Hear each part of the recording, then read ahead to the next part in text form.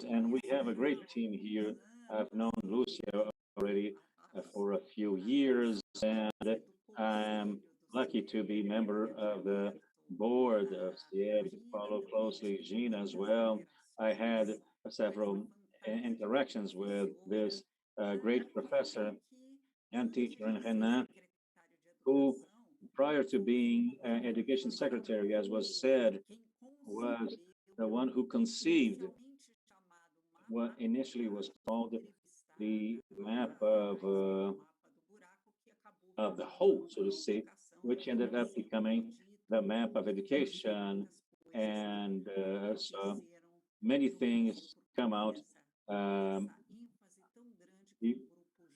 because of this emphasis that a young and transformative group has given to education. I'd like to mention the theme that was given to us, which is the future of education. They say that crises are accelerators of the future, and I try to, having followed a few of them, I'm old enough to have gone through many of them and to have heard from people who have left us, uh, telling me about other crises that came before, even before the crisis that bring a component of pain, of suffering, but also of acceleration, be it for good or bad. And the COVID crisis is no exception to that. So to think about the future of a public Brazilian public education within this context means to look at multiple things. So it might mean um, uh, certainly that we should look at this acceleration of a digital inclusion, and no one better than Lucia to tell us about it.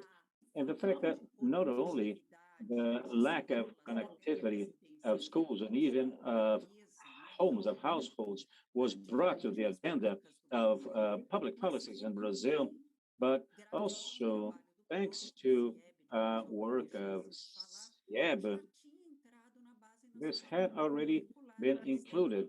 The fact, uh, the point of digital competence. And if we look at the new national basis of faculty, what the future professors and teachers need to learn, and what and their initial formation, what they need to learn, and then after that, this digital inclusion is also always included. So Lucia will tell us about it, but I can already mention one word. I can give you a spoiler. Um, if well used with good public policies, the technologies can help us to skip stages. For those of you who are in the MIT or Harvard or Boston College, it's a leapfrog, and to deliver two things, which are experiences, which are the basic skills. Unfortunately, the Brazilian children, uh, public schools, they leave the last year of this elementary school, a basic education, without having concluded their initial uh, literacy, so they're analphabets, so to say. So we have crisis that starts there at the third year of the elementary school, and the educational apartheid between the rich and the poor will only grow after that. And we take another piece of information: the third year of the middle education, only 9.8% of the youngsters who completed the elementary and mid education, only 9.8% of them have enough math knowledge of maths. Why I'm saying this? Because we're still not delivering the basic skills. However, in this midterm, prior to COVID itself, took place a complicated phenomenon which was called the 4-year revolution.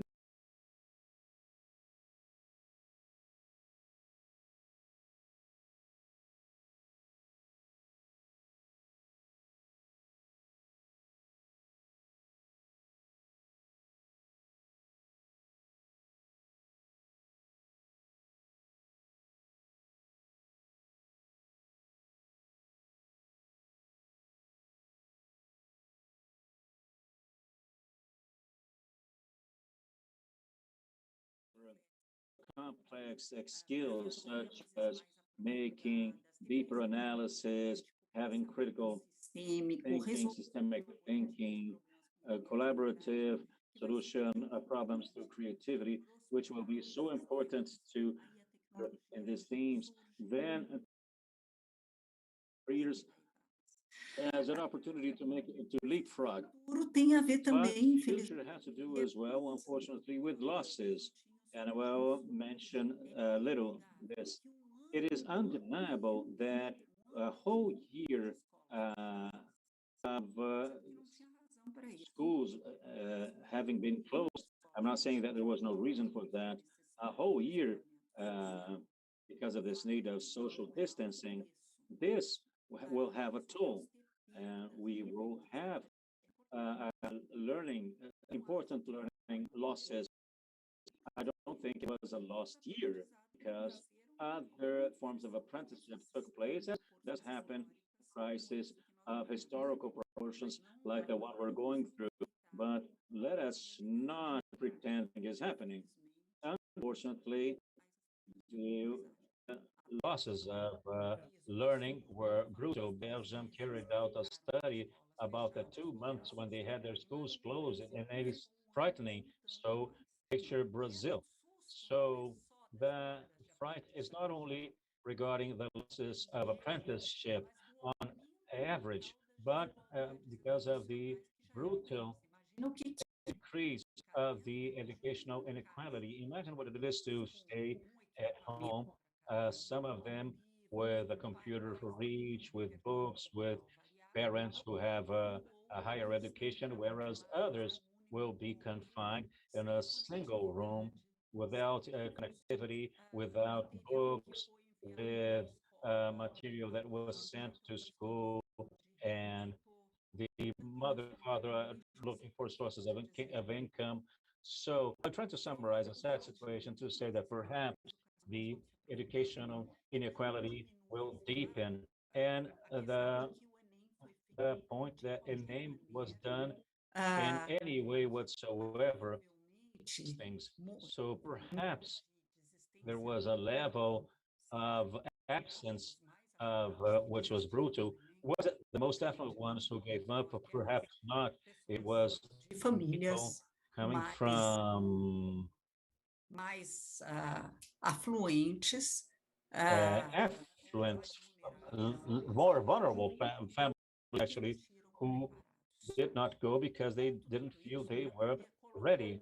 So, having said this, I would like to ask the first question and hear from each one of you about the as escolas. schools being closed. According to your view, I'd like to know, Terá como se will recuperar? Brazil find a way to recover from that? So I'll start now by asking this to Lucia Delaniello. Lucia, the floor is yours. Thank you. Good evening to all of you. It's a great pleasure to be here for you in Brazil conference.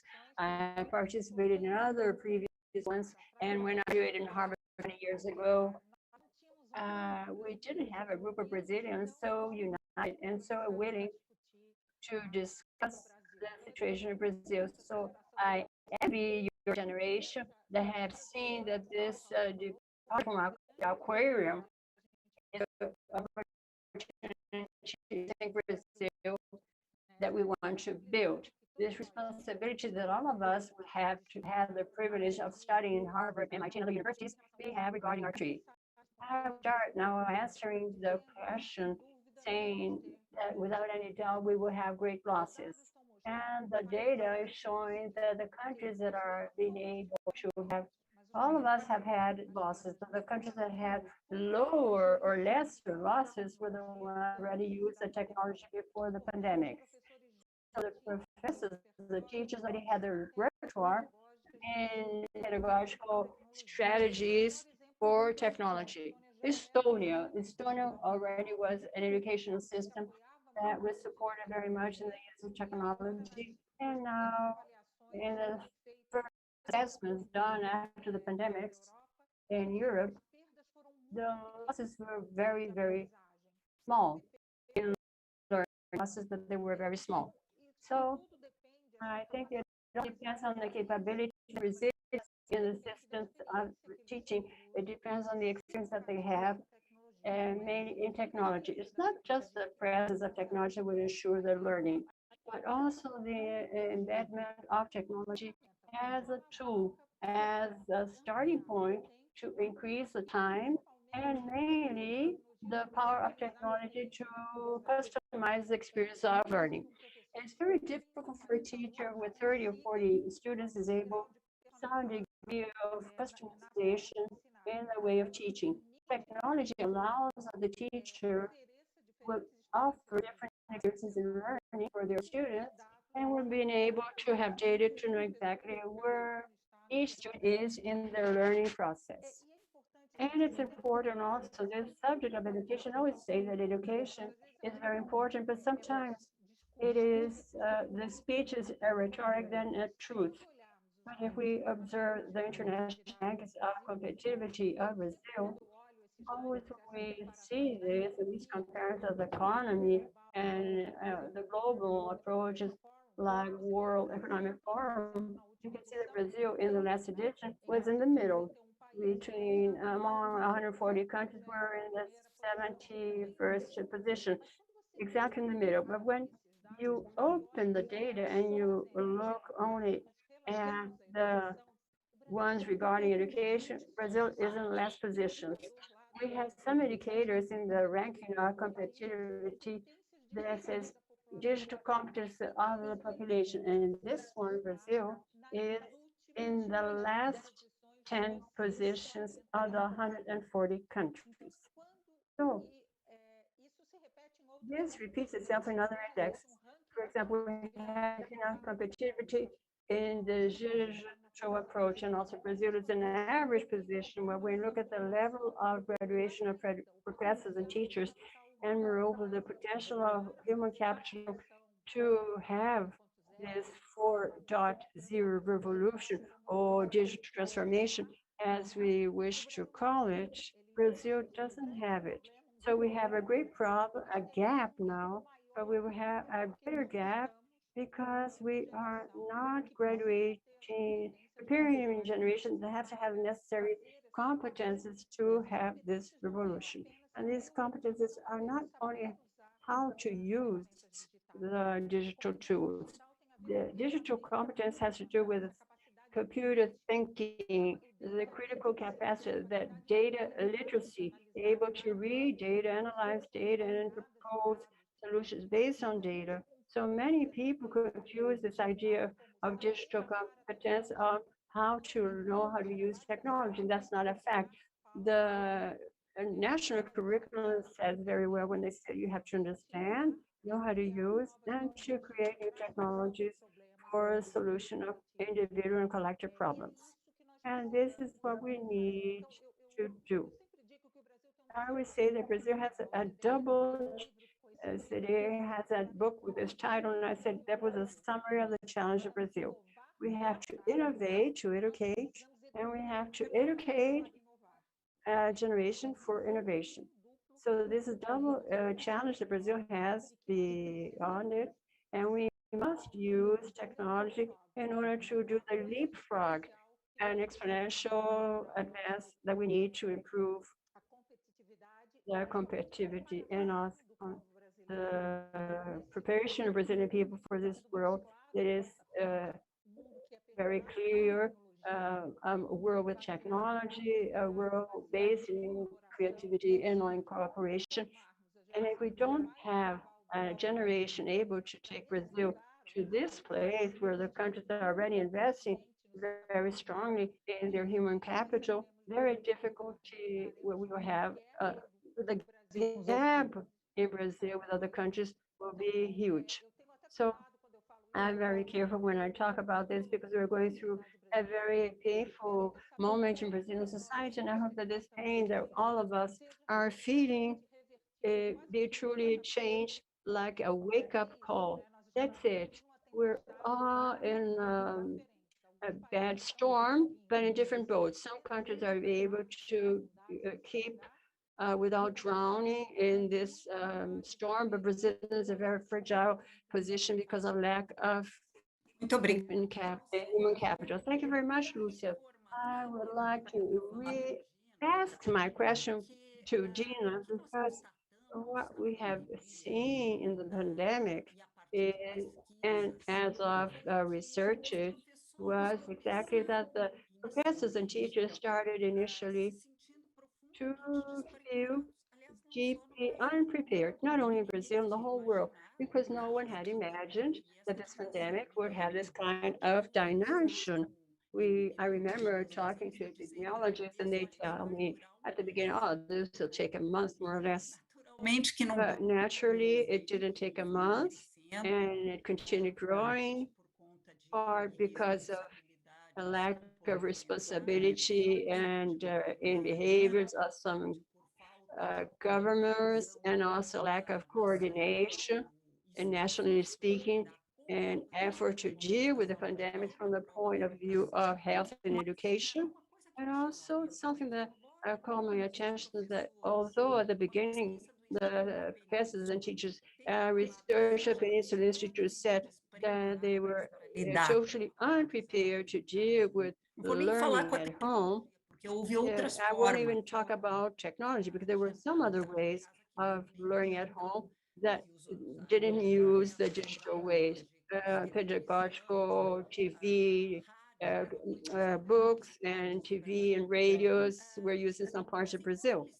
But although they said they were not prepared, the second research Peninsula Institute showed that in some way the teachers ended learning how to deal with it. It's not good, it wasn't of good quality, but something was done, and the teachers, some of them, I read the research, they even said that they rediscovered themselves professionally speaking.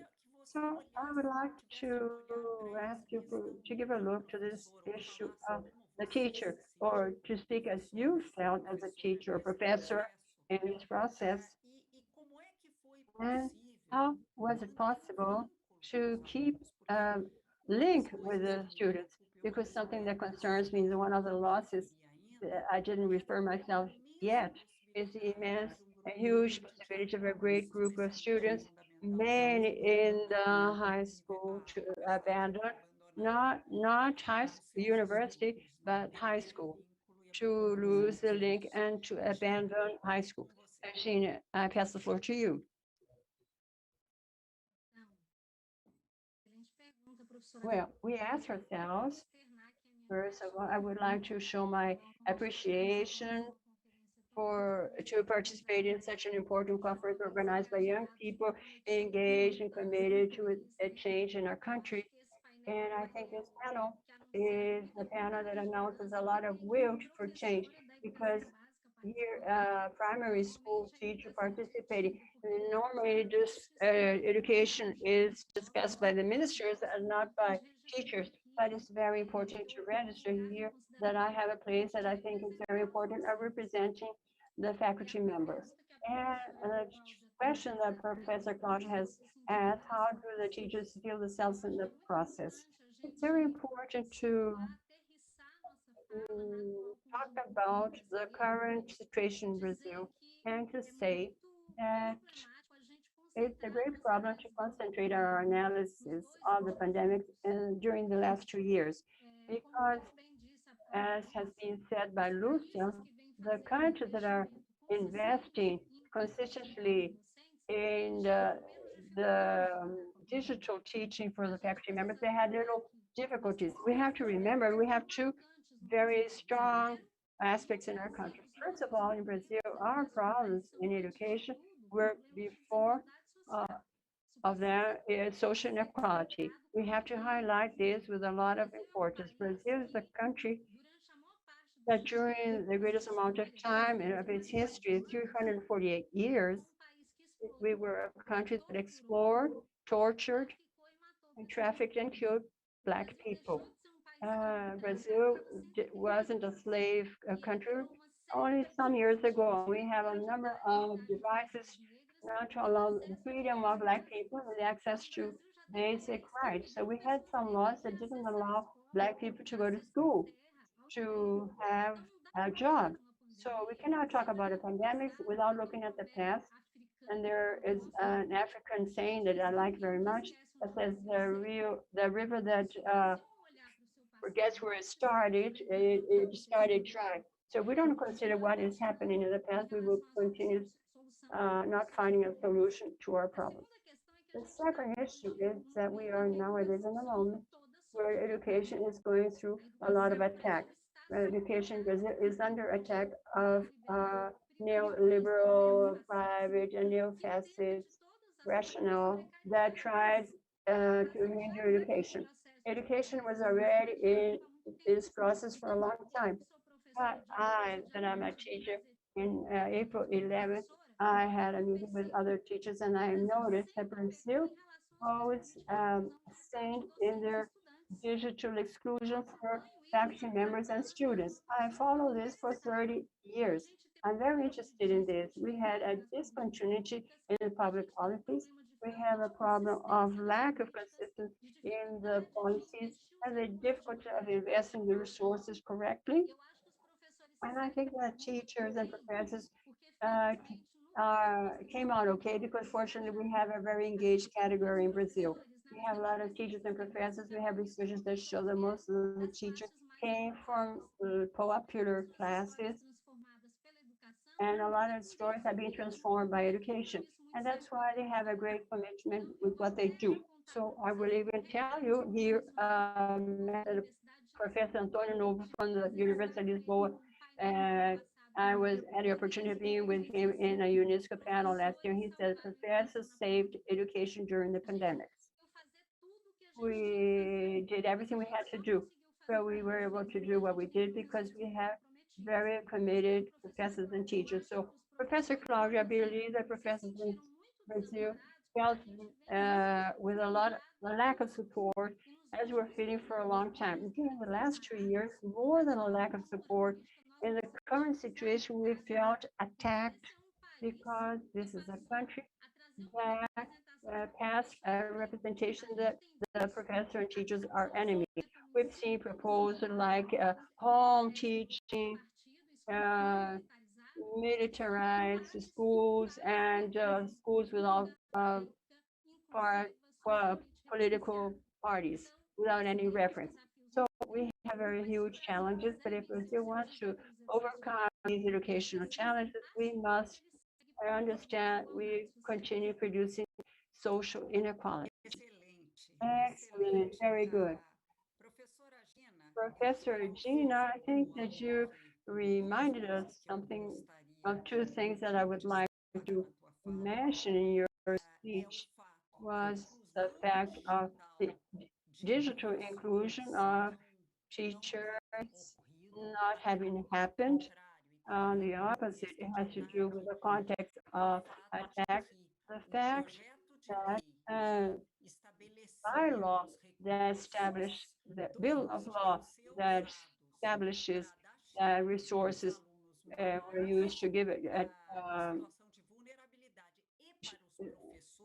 SIM card to very good to students and to teachers was not accepted by the President of the Republic.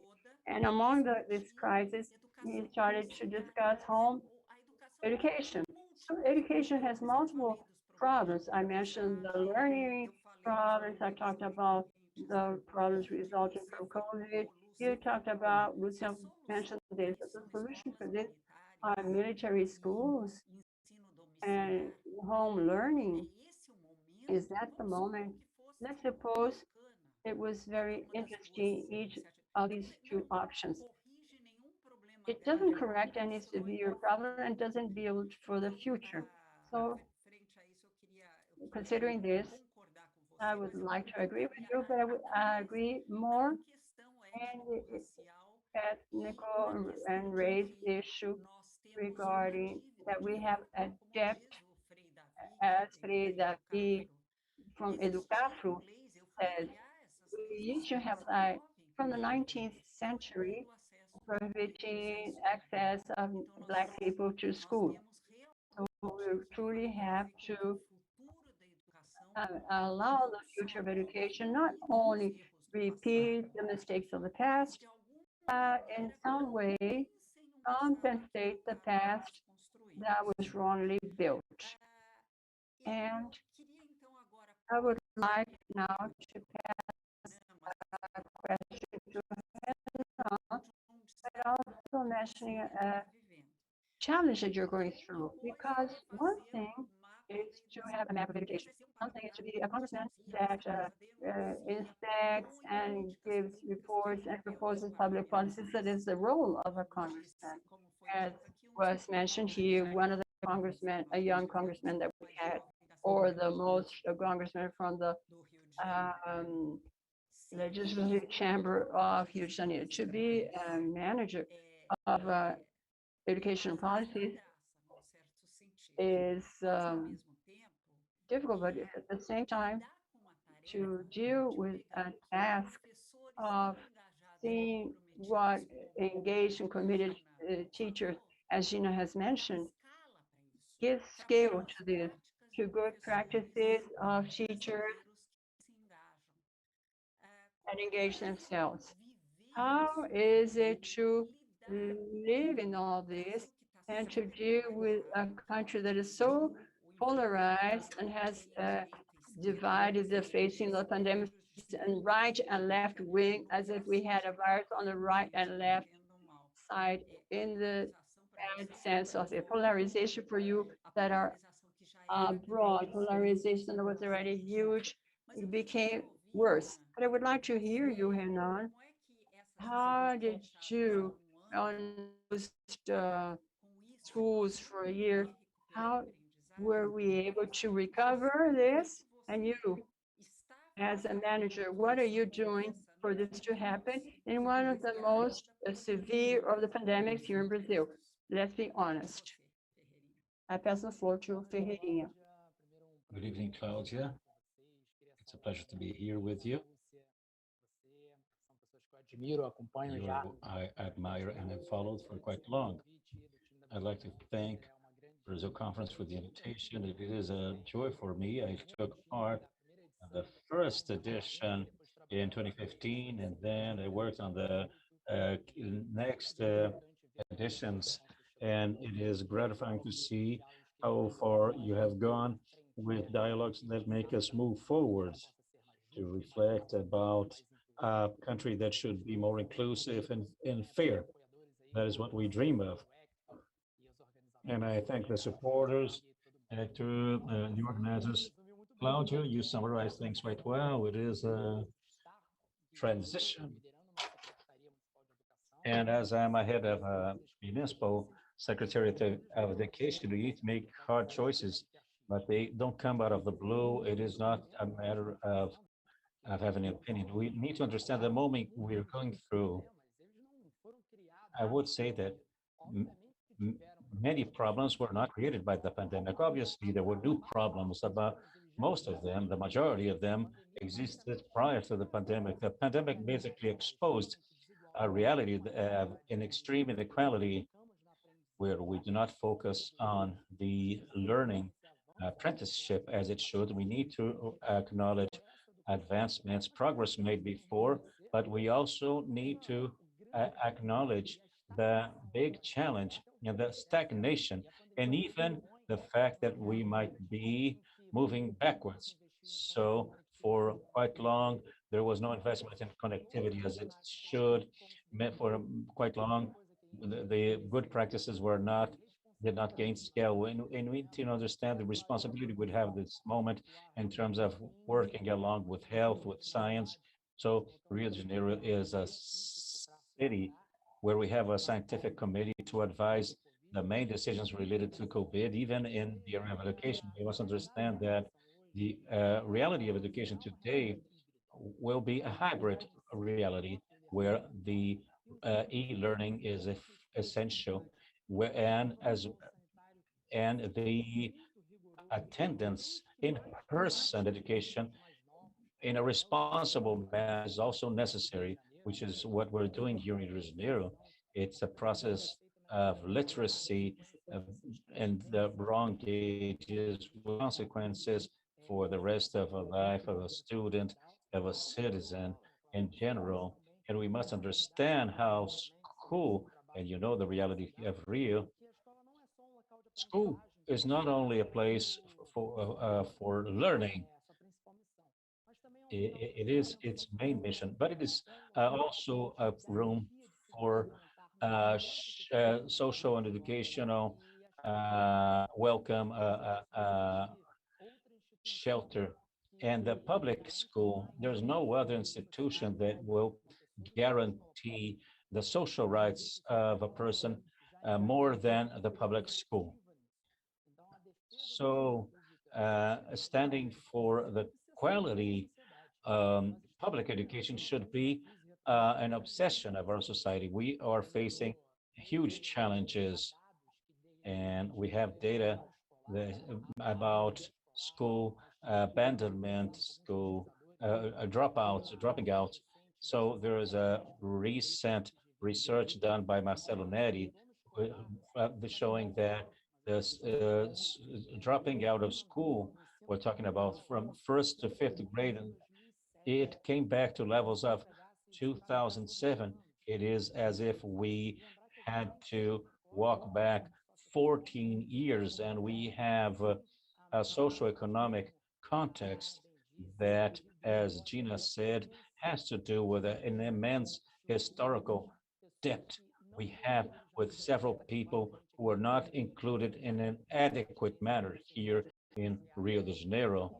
In order to be able to, we should identify ever more uh, good experiences we already have. It is not a, a matter of giving voice. The voice is already present, but it needs amplitude. It needs to be connected to other good practices and understand that in this moment, we should not, we cannot have any kind of denialism.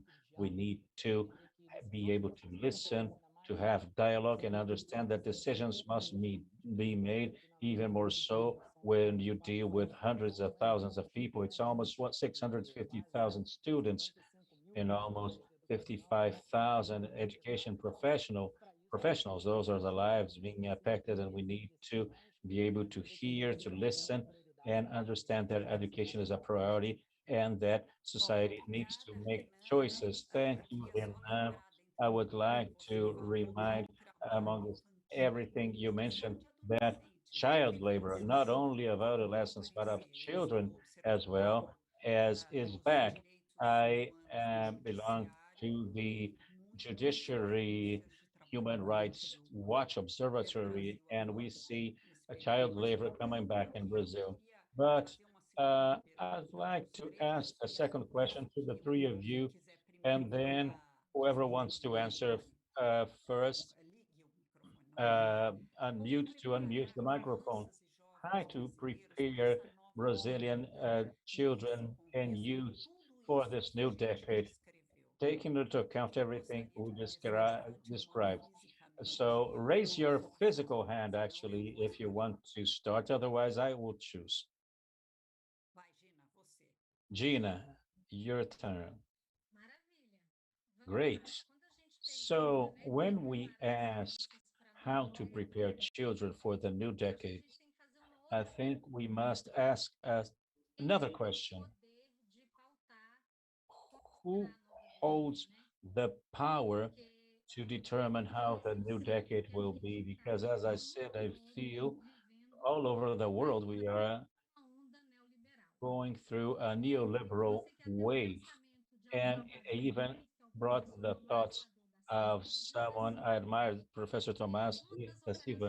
He says one of the central operations of the neoliberal thinking, in particular in the field of education, is about transforming social and political matters into technical matters.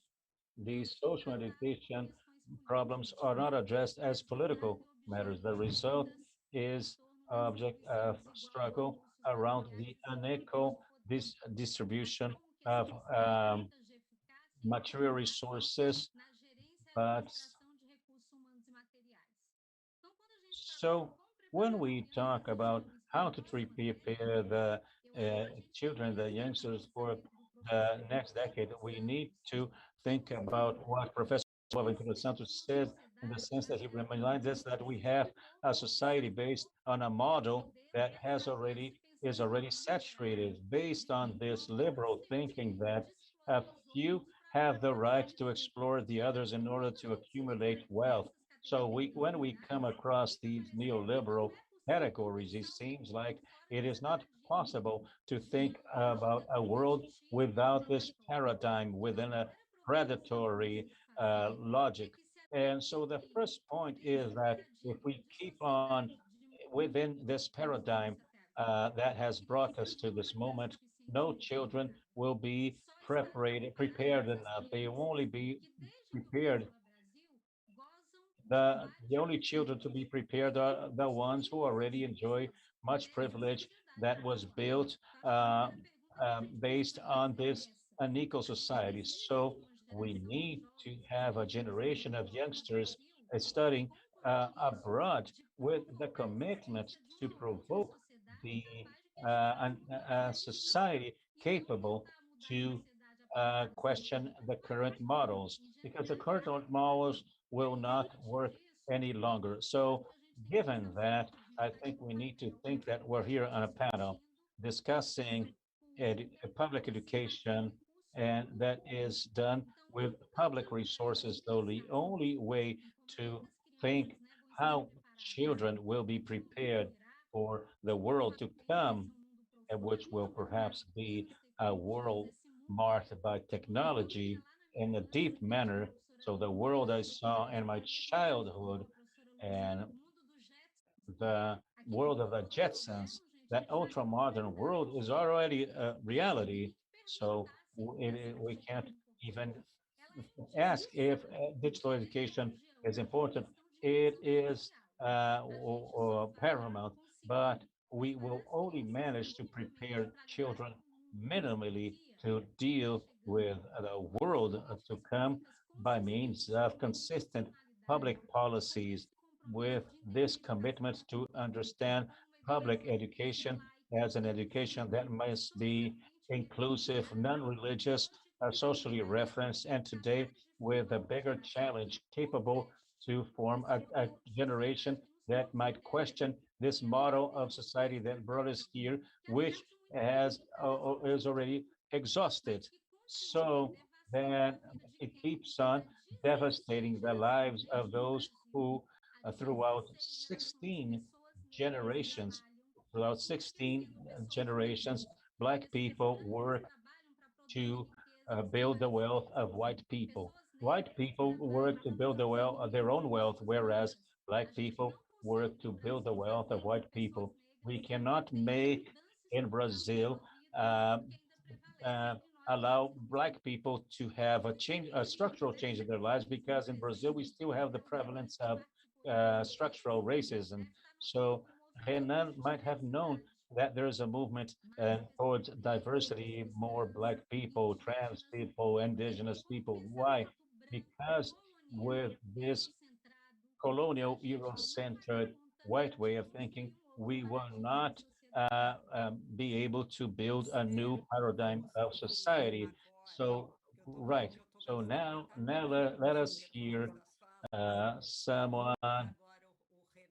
Let us hear from Renan, and then we'll be back to Lucia. Perfect, Claudia.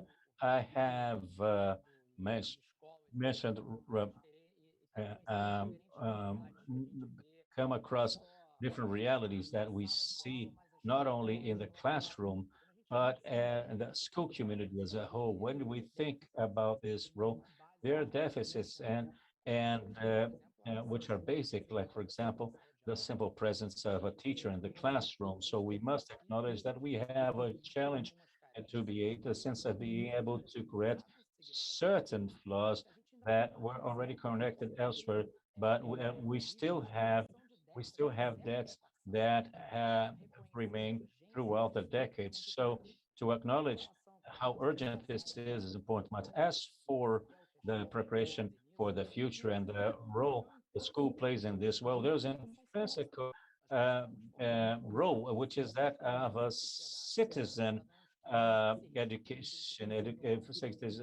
for citizenship, having citizens that respect each other, who can understand, must understand the need to live in a culture with more fraternity, more solidarity. And, and the place where you learn this is school. So it is at school that children learn practices of basic hygiene, which are useful at this moment, and things related to uh, academic knowledge, which is crucial as well. And we must also understand that in our society, in the labor market, be it if you're going to work in the third sector, the private sector, the public sector, there is also, there must also be education capable to provide more opportunities. So you must have as well a better connection between what we are preparing, be it in our schools, of basic education, or then in higher education or technical education, that there should be an adherence considering the needs of our society, which are development. So, and recognize that technology, that the digital inclusion cannot be one, just one, it is a correction of something that was not done. The pandemic made evident how exclude, how much divide there is. So when the students cannot have access to a phone in order to have access to an online class, then you see how unequal this is, and it is the role of school to be able to level this so things can make more sense. So we are in our final minutes, and I will ask Lucia to answer and already make the final remarks, and then I will pass the floor to Gina and to Renan for quick final remarks. Lucio might have 2 more minutes than the others. So, Lucia, thank you, Claudia. Well, this question I have asked myself. So, what is it that we want to teach to the children and the youths who are going through this and who have a decade ahead of them? So, but I'd like to remember about the learning compass of the OECD that states that we should have as an apprenticeship goal the welfare of people, and the welfare in 2030, they have this as a north, would require a curriculum that would address cognitive, social, interpersonal skills, digital skills. But this idea of us having to develop a generation for it to be better uh, and more inclusive society, a more sustainable society. This is what I have as a guide, as that is what we have to do with Brazilian education. And what hearing Gina, I must say that you should read the latest book of Michael Sandler, Harvard professor, The Tyranny of Merit, because he explains how certain people think that coming to have a high position or accumulation of wealth, they have reached this by means of their own merit. But actually, they were supported by the society, which perpetuates certain forms of privilege and helps those people to arrive where they arrived. So even if I believe in meritocracy, that was something that opened my eyes. Yes, it is meritocracy, but in an equal society, merit is not individual. Many times, merit is brought by society, and this society provides these possibilities to a few of its members and not to others, and we need to correct this. So those of you who organize Brazil Conference and all of you watching us, really recommend this book because it challenges many things that we believed in all through our lives, especially those of us who came to Harvard. I know how much I fought. I know how much it is a merit of mine. But in the end, there is another explanation and for how society allowed us to have this conquest.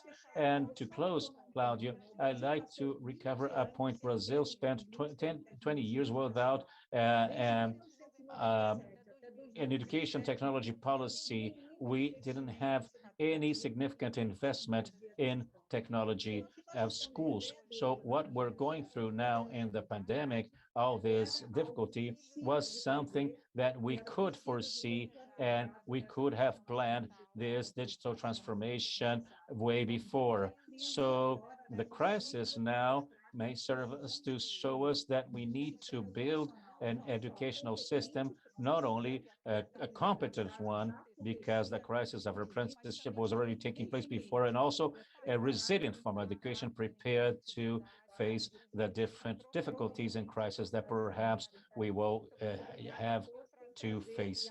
Uh, and I learned a lot from all of you. Thank you very much, Gina. Quickly, your final remarks.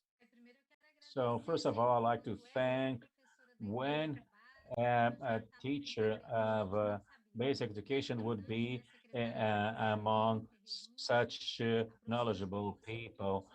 Professor Lucia, Secretary of Education, Professor Claudia. So, yeah, thank you very much for having me here.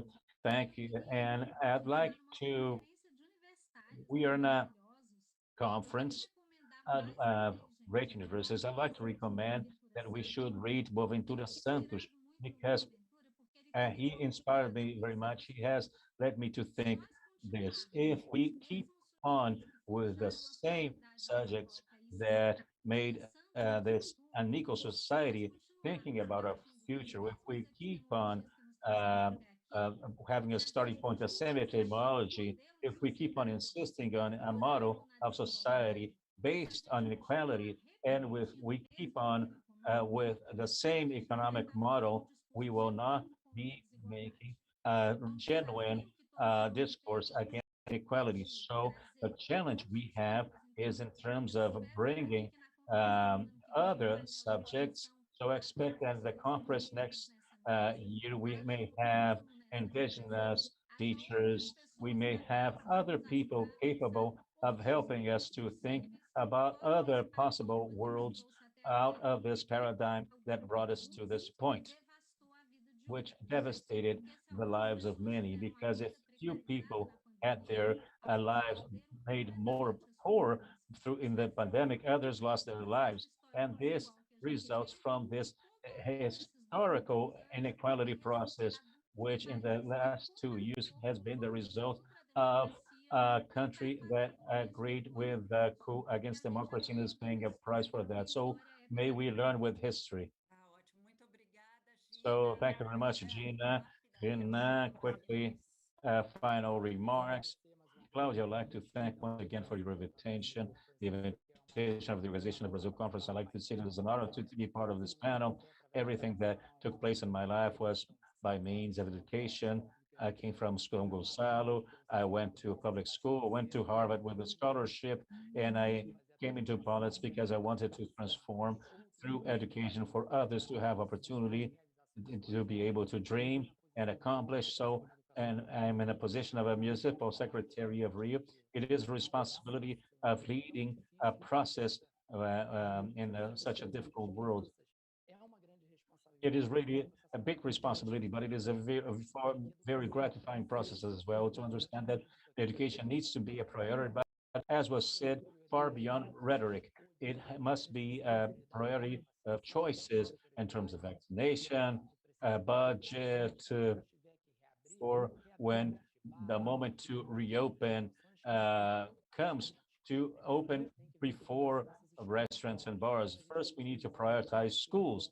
First, we need to prioritize what is the present and the future of a country. So I thank you once again, and may we have a quality public education for each little Brazilian. And I thank you on my behalf. It was an incredible chance to deal with these three amazing thinkers of education, each one of them thinking from his place of speech, but it was great to he listened.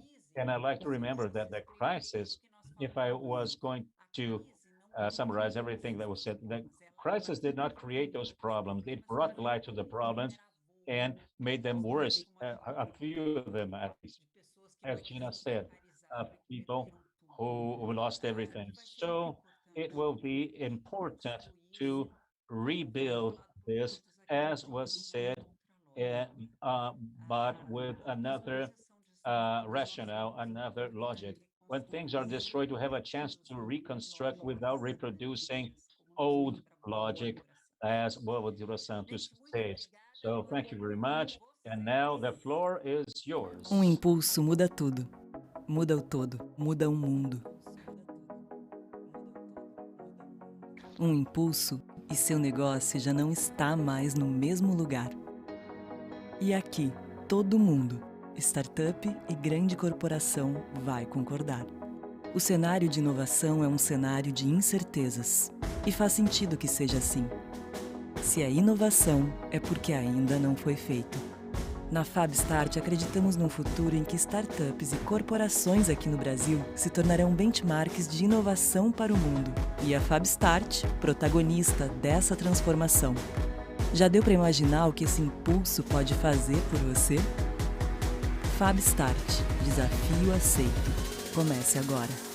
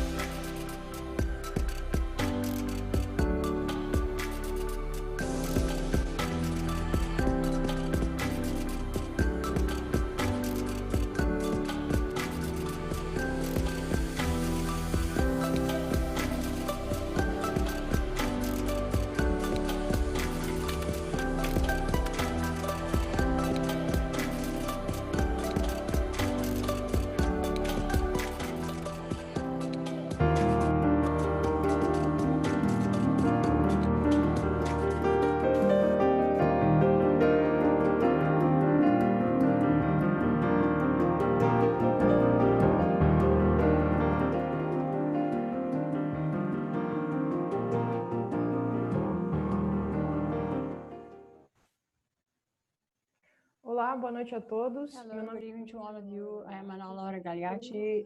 I'm a management student at University School, and we're going to watch now.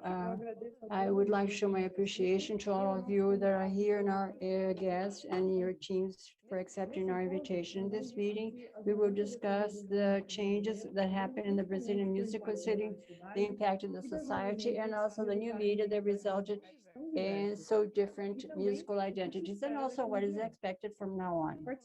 Participating with us, we have guests that show very well these diverse identities. A very talented singer and composer, Xenia França, indicated to our Latin Awards because of Xenia, incredible singer and composer Raquel Virginia from Bandas Bahia, also indicated to one of the Grammy. Young singer and composer Sugar B that is in several digital platforms here and abroad, and a singer, composer, actor, and scriptwriter Johnny Hooker, very well known in the whole country, and chosen one of the best singers and composer and singer Huba, indicated the Latin Grammys that was sensational. Album Casas. And moderating the discussion, we have the presenter Gigi Wagner, that is an authority in the subject regarding music. Gigi works with music since the beginning of her career in TV, has covered many festivals in Brazil, like Rock in Rio and Parousa. Besides that, Gigi, since 26, presents a multi-show program. To her, I pass the floor now, appreciating once again all my guests, and I expect you all have a great panel.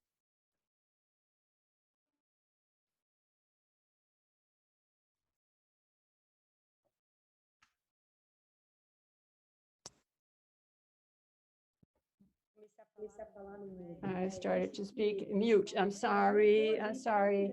Everybody told me to unmute my mic, but I'm sorry. Adjustment of the mic before starting to speak.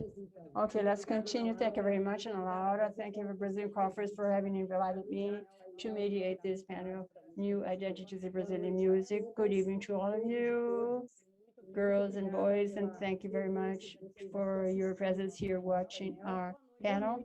And thank you to our guests. Good evening. In alphabetical order, Julia B, Johnny,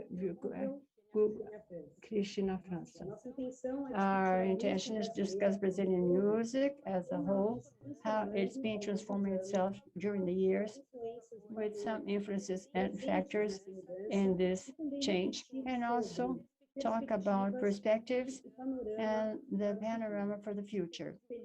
I'm very happy to highlight that our panel has among its participants diversity, ethnic, race, and gender differences, not only human gender, but also the gender of musical styles and different ones. And Brazilian music is like this, with different colors, faces, and rhythms in the plural. I will start the panel following the alphabetical order, inverted.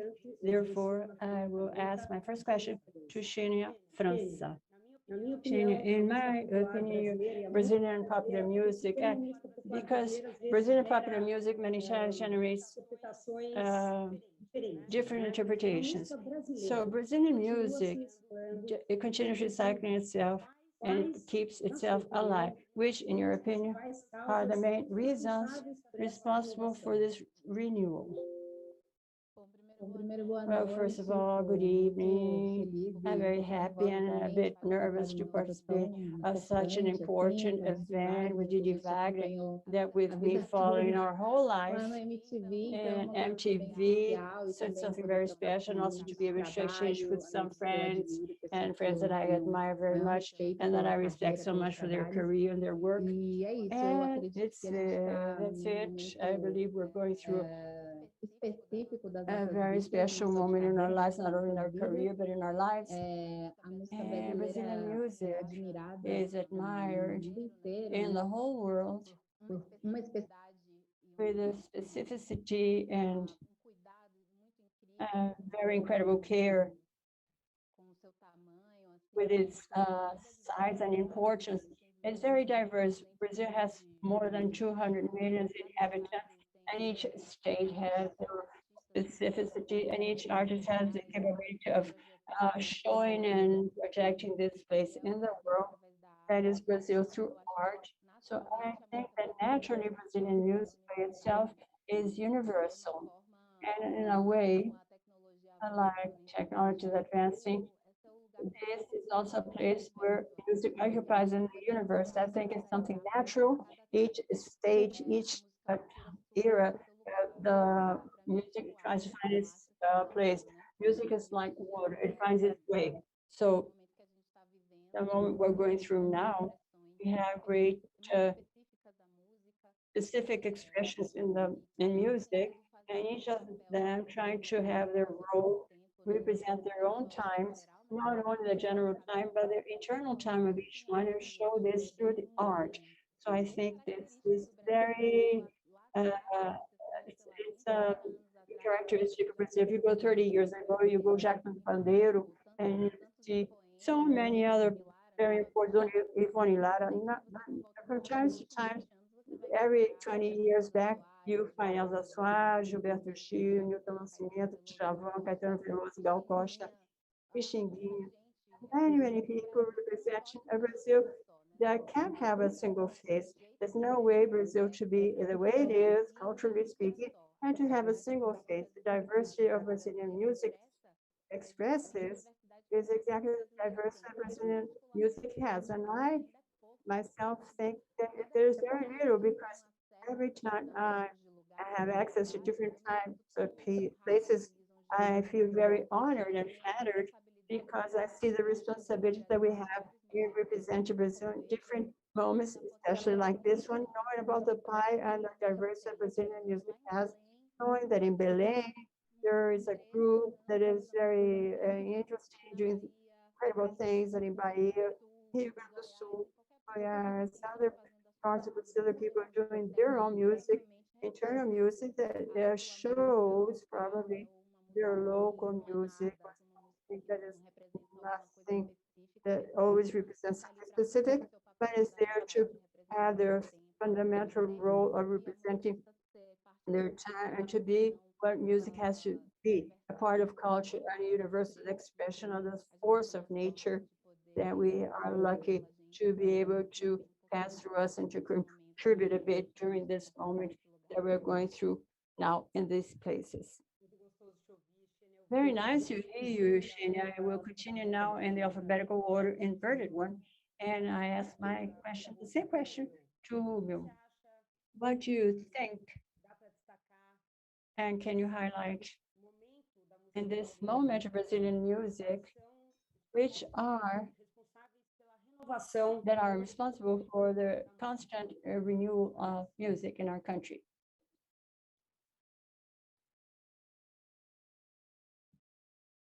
Precisa liberar teu microfone, ainda bem que não fui só eu. I wasn't the only one that left my microphone mute. Yeah. Okay. I will have another approach. I think a determinant factor for this renewal, at least for me and for many friends of mine, musicians, it's the internet. I remember in 2011 when Cicero launched, when he recorded in his own room, and a record that he gave freely on the internet, and that digital record started to be heard in Brazil.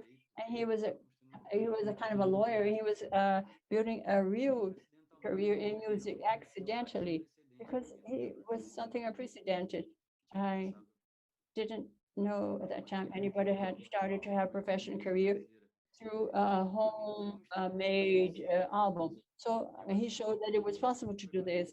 So as it was for me and for him, many people who wouldn't be musicians, that would follow other professions, became musicians because they recorded a home video, recorded something that became well known and opened the doors.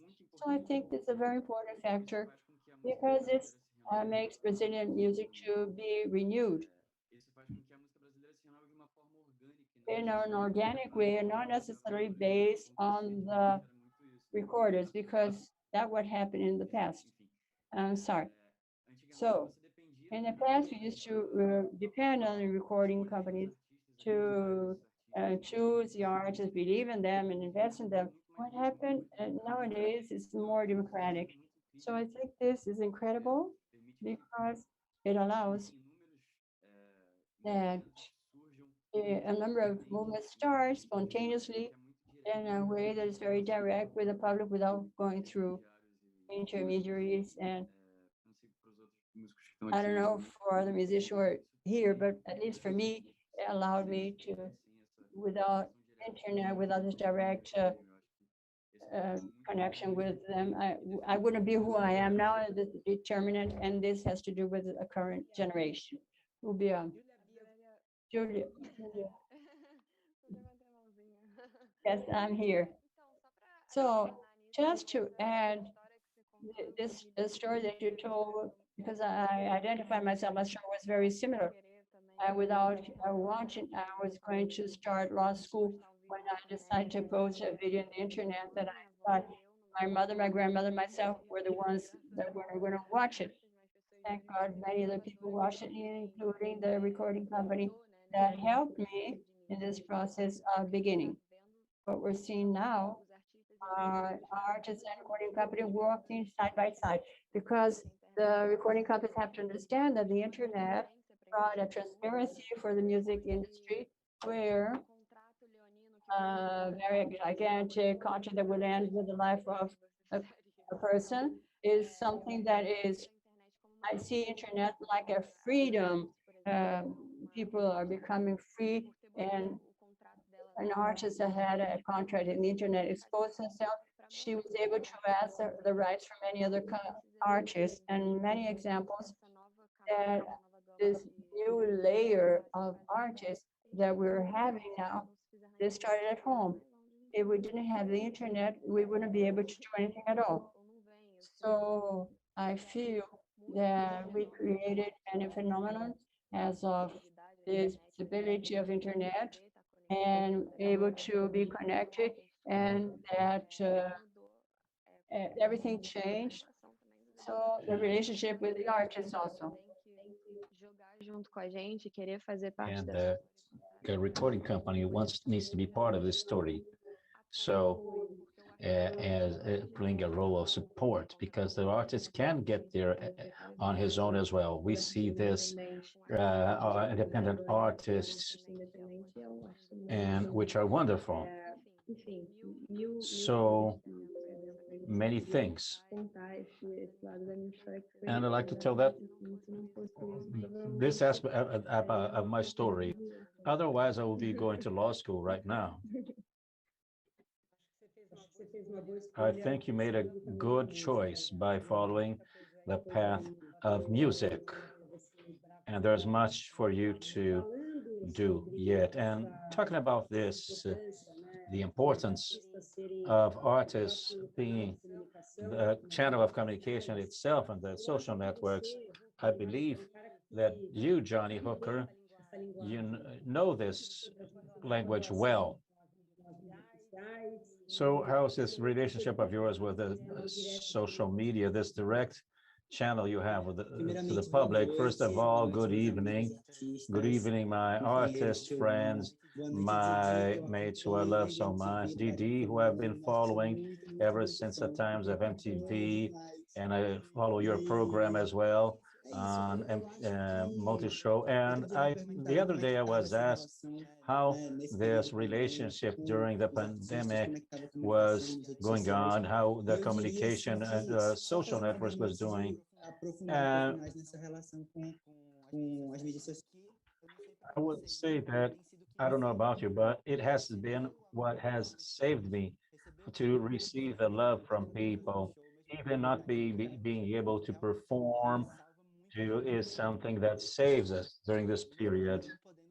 Even not being able to be delivering many new things because of this setting, all the strategy that is going on. But I would say that really, when I launched my first album,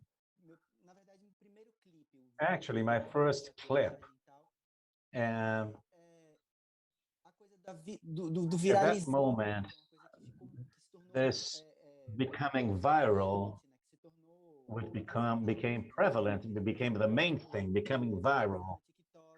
viral on TikTok.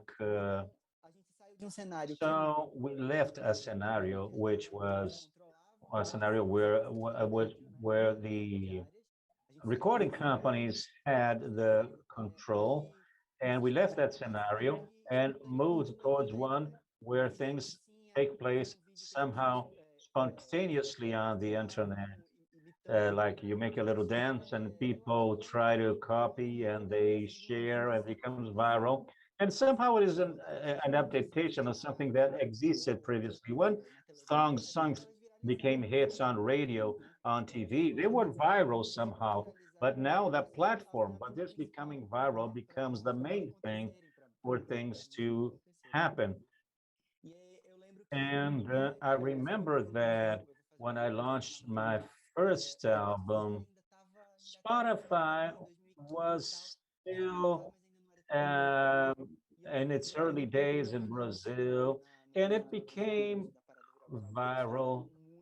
And this helped very much for my work to become known. And then when I launched the second one, it became part of the viral chart as well. So it is not only a matter of the industry today. Today you have the top 50, and there are many things here. They're coming from the industry, but you have as well the things that become viral. You have artists who are there because music became viral. But I think that the other side to this is the hatred on the social networks, the cancellation, the banishment, because of this conservative movement that is uh, so strong in the country at this moment. And which came after a progressive government, which a movement which incorporated LGBT artists,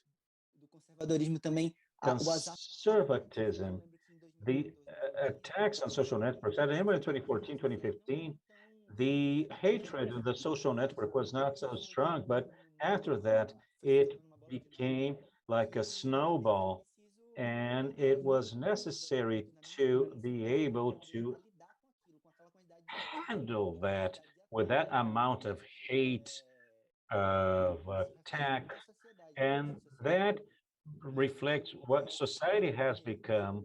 So it helps because it is an incredible platform with many tools in order to make your video and the Twitter challenge, the Instagram challenge, to be able to communicate with people.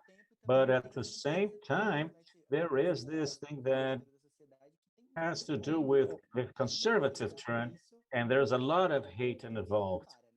And no one prepares you to deal with that. No one prepares you to deal with threats, with people wanting to destroy your identity, your self-esteem.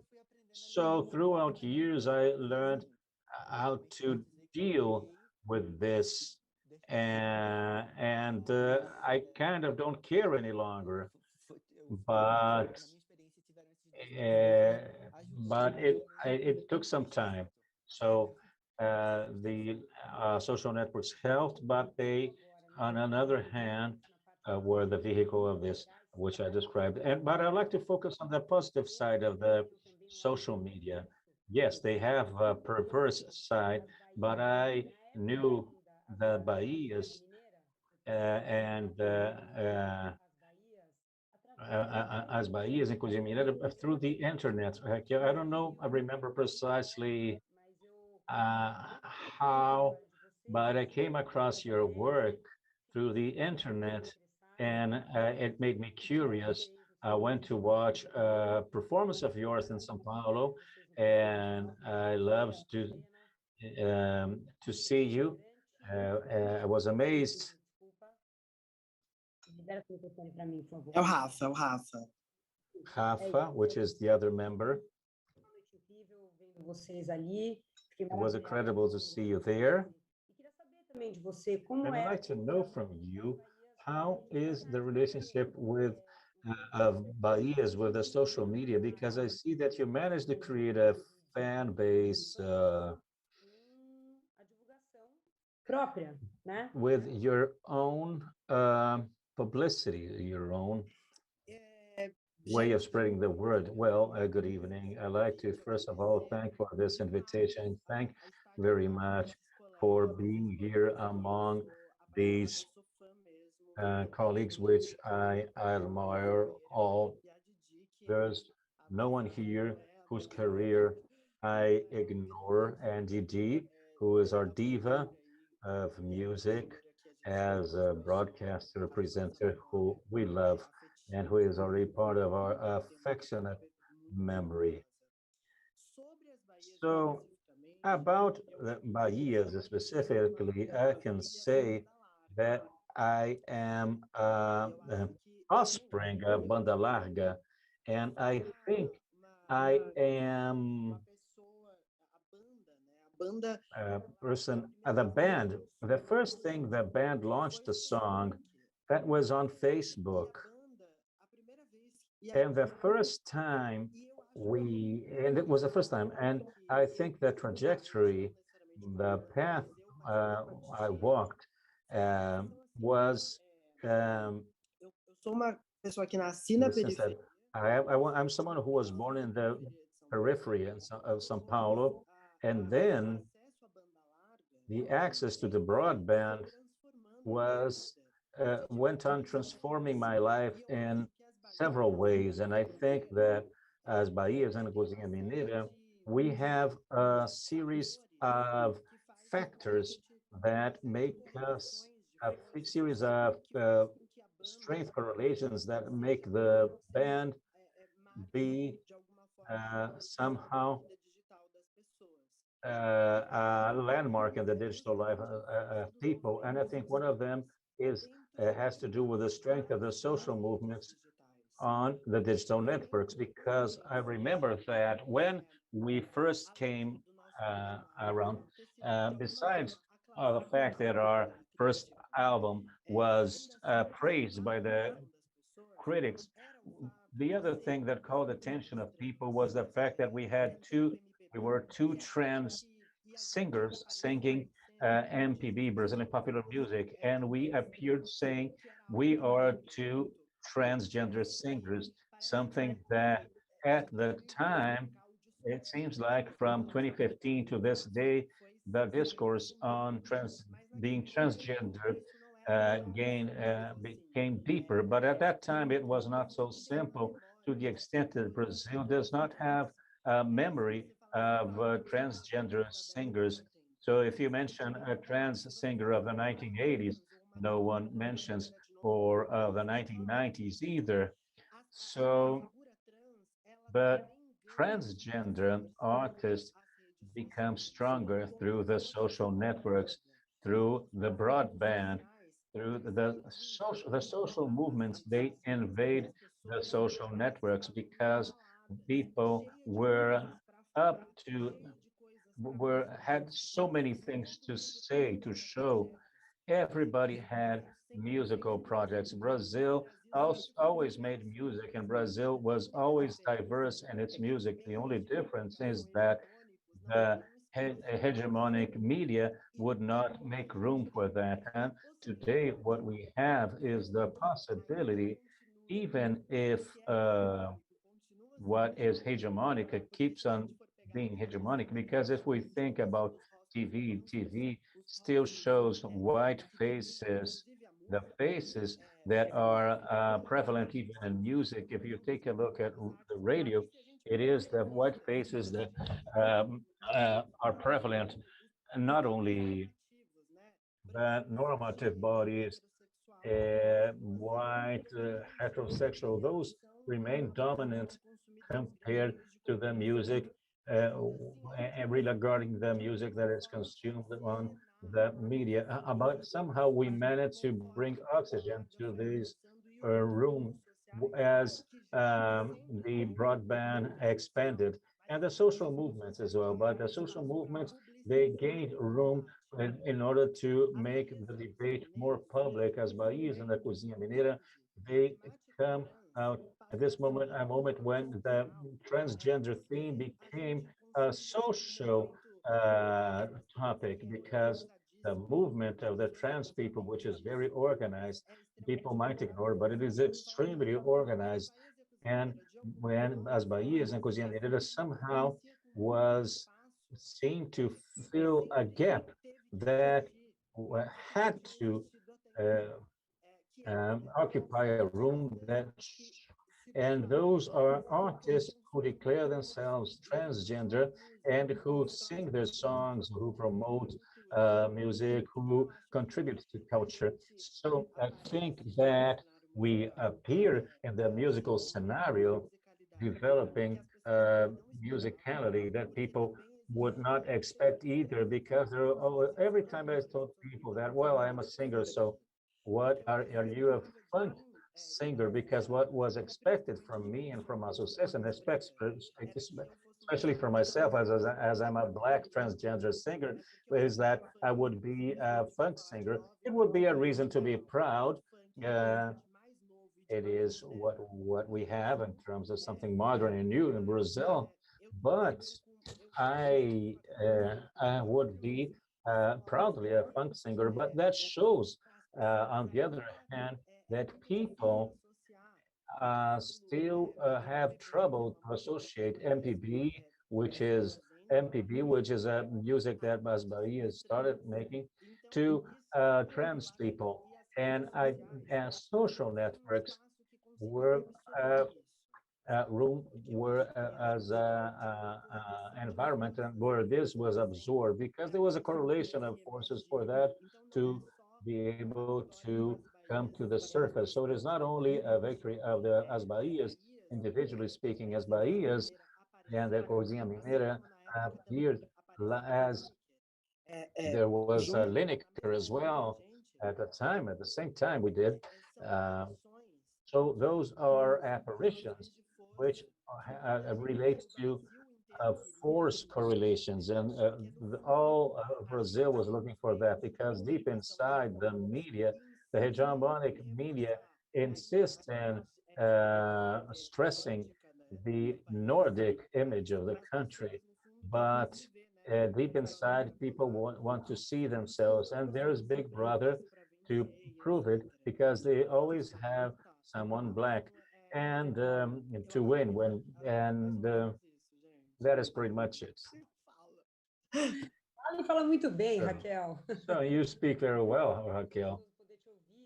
Very good to hear you. And regarding everything you said in terms of the power of the broadband, of the social media, and about the importance of music itself, I'll read to you a sentence by journalist Fabiane Pereira in an article she published on Veja Rio. She mentions que Brazilian popular music is a former of opinion educator capable of promoting deep dives into our culture and wakes us up from collective anesthesia. And so I'd like to know from you, I should direct the question to someone. So I'll direct this question to Julia B. How do you see the role of music as a tool for raising awareness collectively? Tirar do mudo, quase que eu começo a falar no mudo de novo também, é cometer essa gafe. Eu acho que o Well, papel I da think the role of music, MPB, is actually Brazilian, as it is mixed. The mixture is the basis of our formation, of our background. This is what makes our culture. Even though historically speaking, we we are open for a trans singer to occupy space, something that previously was not possible.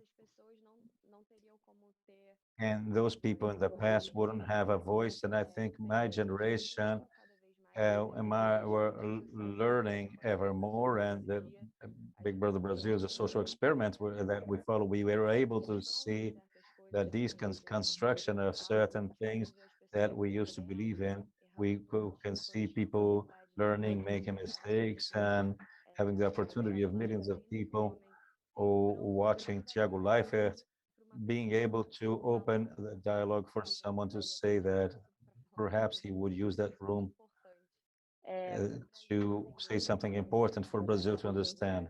Brazil should understand these messages. Music is art, is love.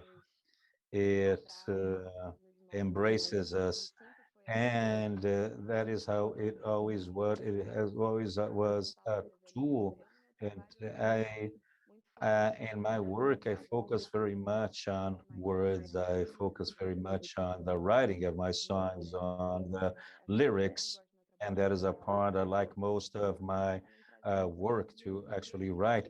And this provides awareness. What is it that you're going to write? The singer and composer, historically speaking, the songwriter, the best ones, the ones who remained in history, were singers and songwriters who were able to capture the zeitgeist, that moment that we're going through. What was going on at that moment? What were the concerns? What were the what were we going through? E ainda que And visualmente tendo novas conexões, momentos and lindos having como new esse connections que eu tô super feliz de estar aqui para proporcionar. and Inclusive, allowing beautiful moments like this one. And I'd like to thank for that, agradecer de estar aqui com vocês, for being here with you. vocês incríveis, Raquel, Incredible toda artists. vez que você fala, mulher, Raquel, every time you vocês são todos talk, muito, it's amazing. importantes You're para all cada very um que eu important, faço, a nossa each one of música you. é tão And diferente. our music is so diverse and so different. I confess that at the age of 21, I had to learn this quick, O Johnny tinha mencionado, because as Johnny had uma said, expectativa nas nossas we canções, have an da expectation nossa música, um, in terms of a gente fazer música going beyond. tem mensagem, uma música seja It won't help to have music, to make music for it to be a music without a message, without saying something. I wrote Menina Solta em 15 minutos. in Saquarema when I was making fun of my friend, and then only then, sometimes we launch a song and only then we understand how important that song was. I launched Menina Solta, and then all the responsibilities this brought as a woman in the industry, as a female voice that needed to speak to its her public. And I would receive messages from the people who said, I only overcame my crisis because of you, and those things like that, things that when I see my contemporary ones, and they would give me this feedback, that is, gives me a feeling of a mission accomplished, so to say. So everybody wants to have this sensation of conveying a message. Menina Solta was something that made me understand who was going to be the Mulher Livre, which is a version, adult version of this.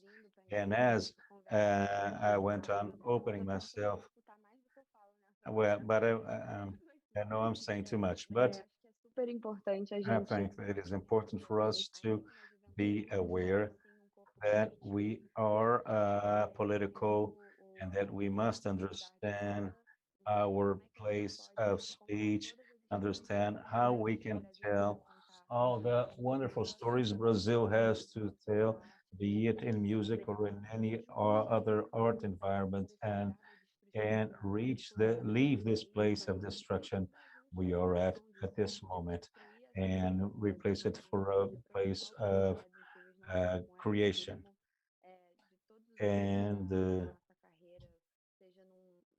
para o mercado internacional, para o mercado and be it for the national, international market, of making use of opportunity to speak about the things that have to be said.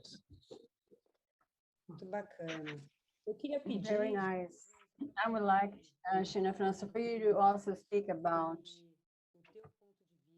your point of view a música como ferramenta. regarding music as a tool for collective awareness. Well, very interesting talks. And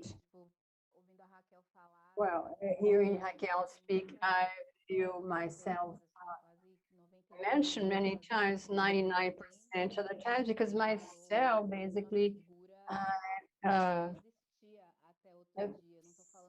someone who didn't exist some time ago. I'm not talking about myself in the first place, but I mean, a Black woman, what is that? I mean, what is that? Is it to generally, this is a vision of myself of being able to have a background related and to get together pieces of glass, join stories and retell another story that wasn't told. So music offered me this in a great way to be able to be an artist or become an artist in my experience of life that was given to me. I feel the responsibility that I'm not speaking only, I'm not doing music.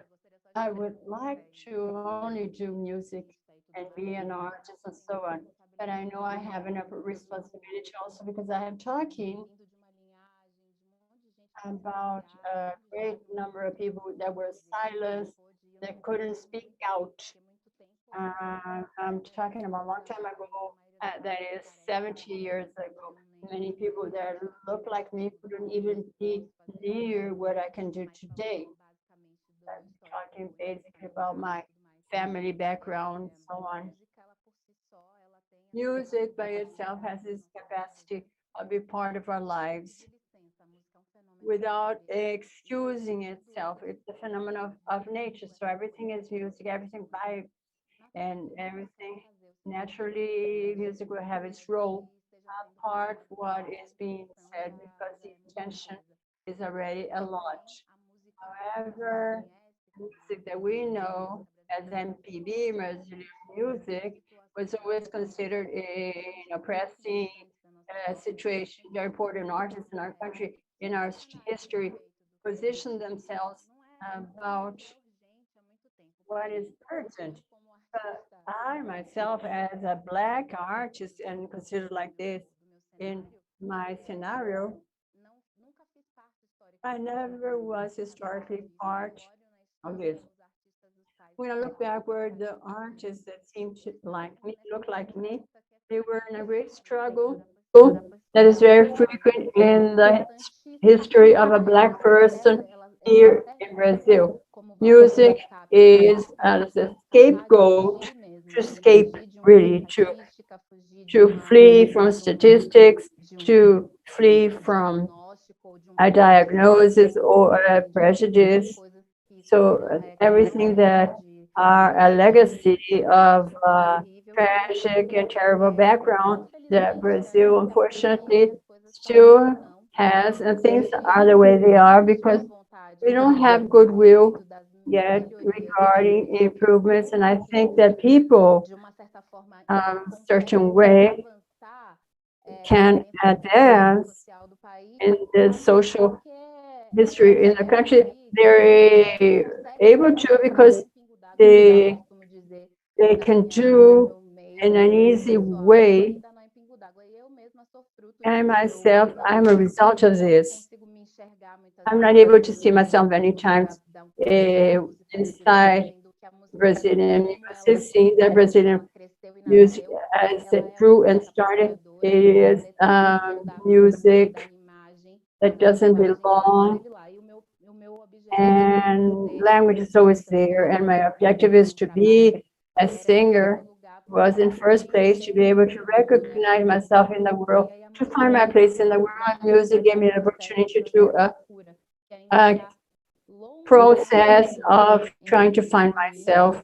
And I'm still at the very beginning, but I understand that music has this strength, it has this light of being able to cure us, to find our path in, and I use music for this. I want to be a transforming agent, not only making people to remember all the evil that they suffer, but also that they like, that they can activate inside themselves and they can overcome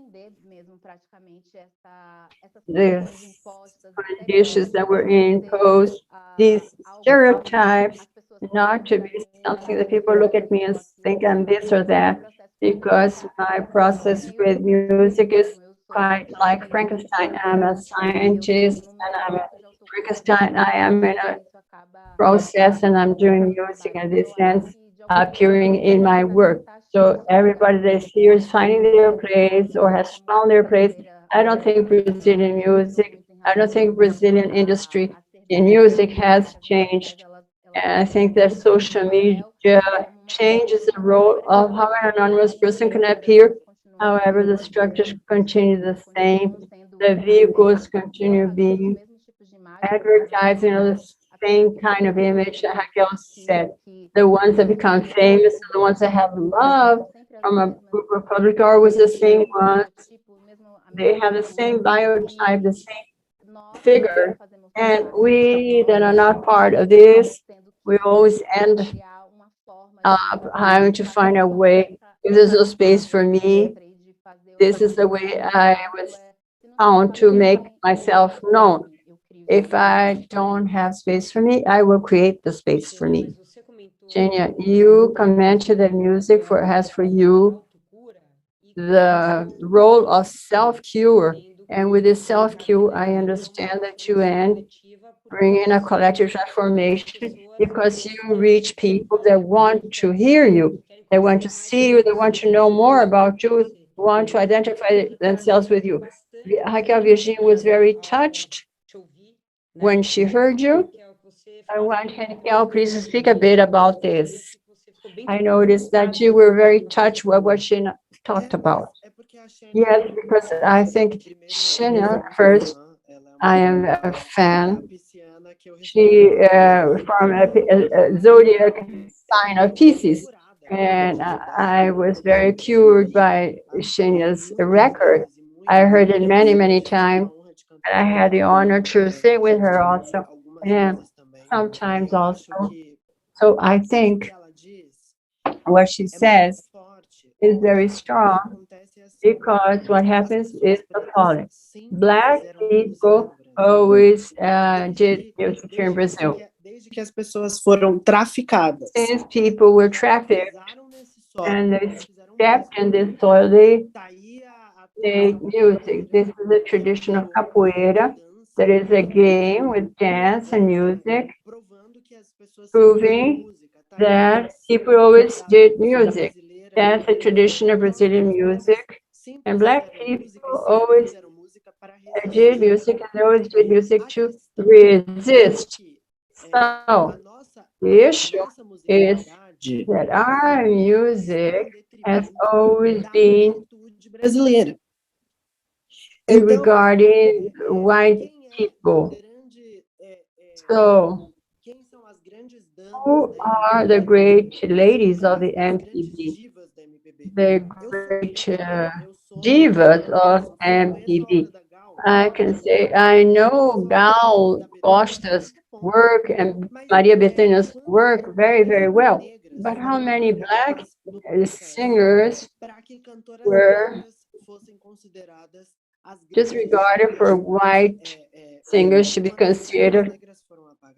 And how many Black singers were disappeared? How many trans people were not able to show music? Because when we talk, do you remember some trans artists in the 90s, in the 80s, and year 2000? When I ask this question, I don't say that trans people didn't do music. I say that trans people were silenced.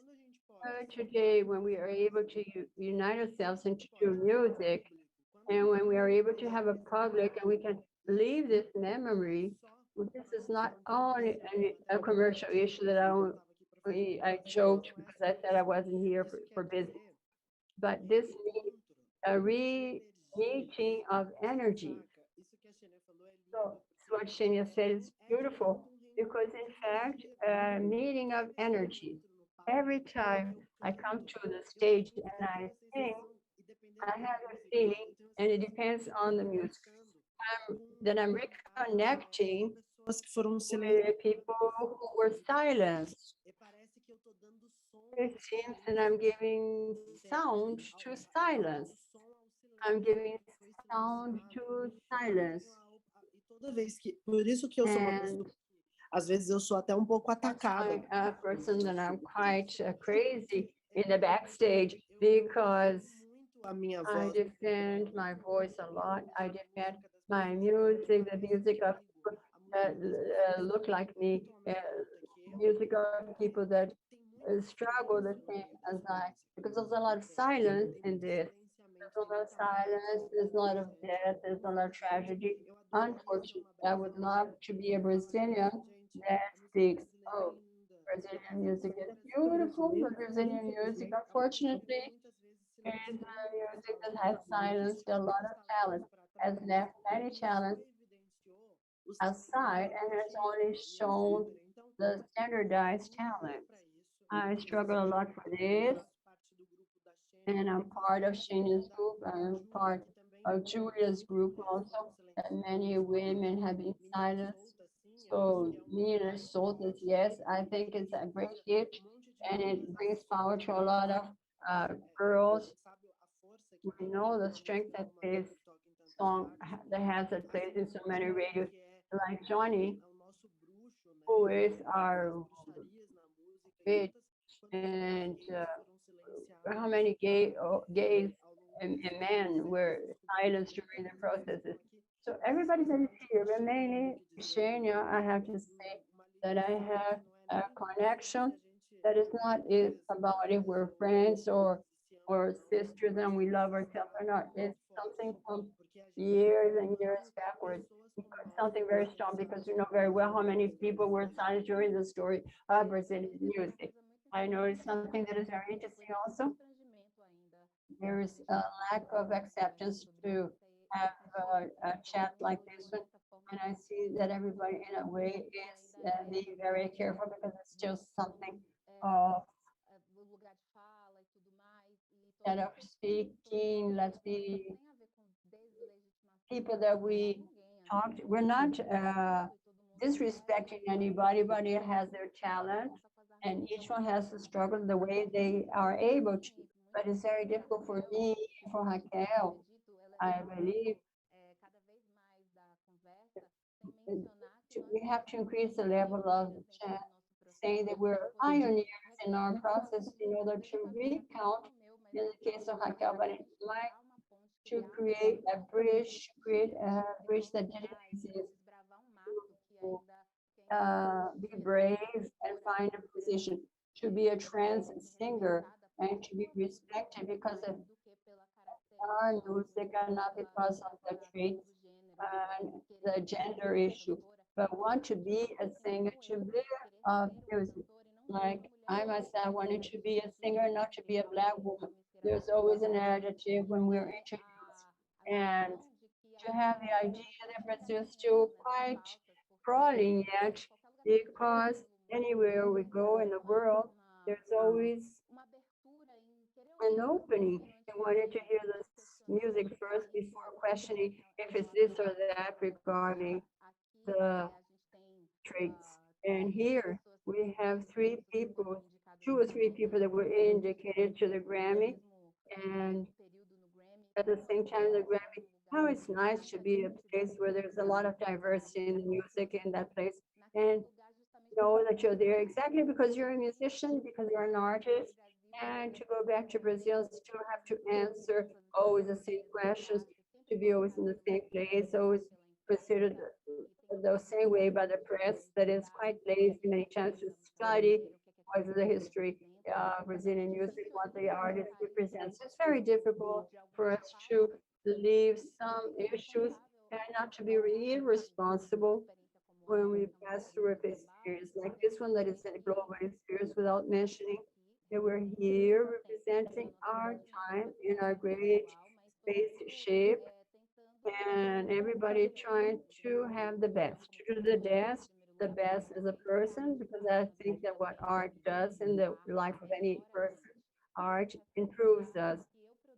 I am a reflex of the art I produce. I improve myself, and every time I see something that I throw into the world, I have the opportunity to see how better I became as a spiritual being, as a person, how my relationships improve, and how I'm uh, entire. And I won't allow racism to guide my existence. I will allow music to guide my existence. The best options that I do regarding music have to be my existence. So this is a gift. It doesn't have to do with my will. And music is a goddess and has affected me, and everybody has an intimate relationship and intrinsic relationship with music. We cannot leave it aside and allow that this music is not a bridge for transformation discussions in our life and the life of people that hear us. Great, Shania. That's why it's important to have a panel like this one to open a space and to chat and to deepen ourselves in different issues and here to music. Unfortunately, our time is almost ending. We have some last minutes, and I feel that Johnny Hooker spoke less, so I would like to ask final words from both of you. Please keep your time. We have 3 minutes, 1 minute and a half for each one, please. Excuse myself, but we will have to follow the rules. I will be very brief. I would say that I think it's great to be quiet because I've heard you all. I think this says everything. You spoke much about voice of people like you were silenced to the times of Brazilian music. So very coherent for you to talk much more and for us to learn how to hear and to learn about you. And I agree to be brief. I agree with what Shana said. Internet opened the channel for us to create, but they're great platforms. Their great industry is still very close and reproduces the stereotypes, not only of musical genders, but also I think it's very important for us to break this in the industry, in the media vehicles. And thank you very much for your nice words. I learned a lot with all of you. A big kiss to all. Johnny Hooker. Johnny Hooker. That's it. Not so little time to speak. Let's try to hack the structures of this spoiled and rotten world and try to go on top of this world and try to put our face to our gay face, a trans face, whatever faces that we have, and try to hack a bit because um, considering this moment of the structuring of the country is in pieces, and art is a way of being a vector to join these small pieces and trying to put a mirror and look ourselves in the mirror again after all this destruction that we're having here in our country. Thank you very much for all the words. I love you all. You're incredible artists that I admire very much, and I'm very happy to be here in this diverse together with all of you. That is the Brazilian music that is representing Recife here also, and that's it. Thanks a lot. A big kiss. Very good, Julia. Johnny Hooker, pass the floor to Julia B. Very brief.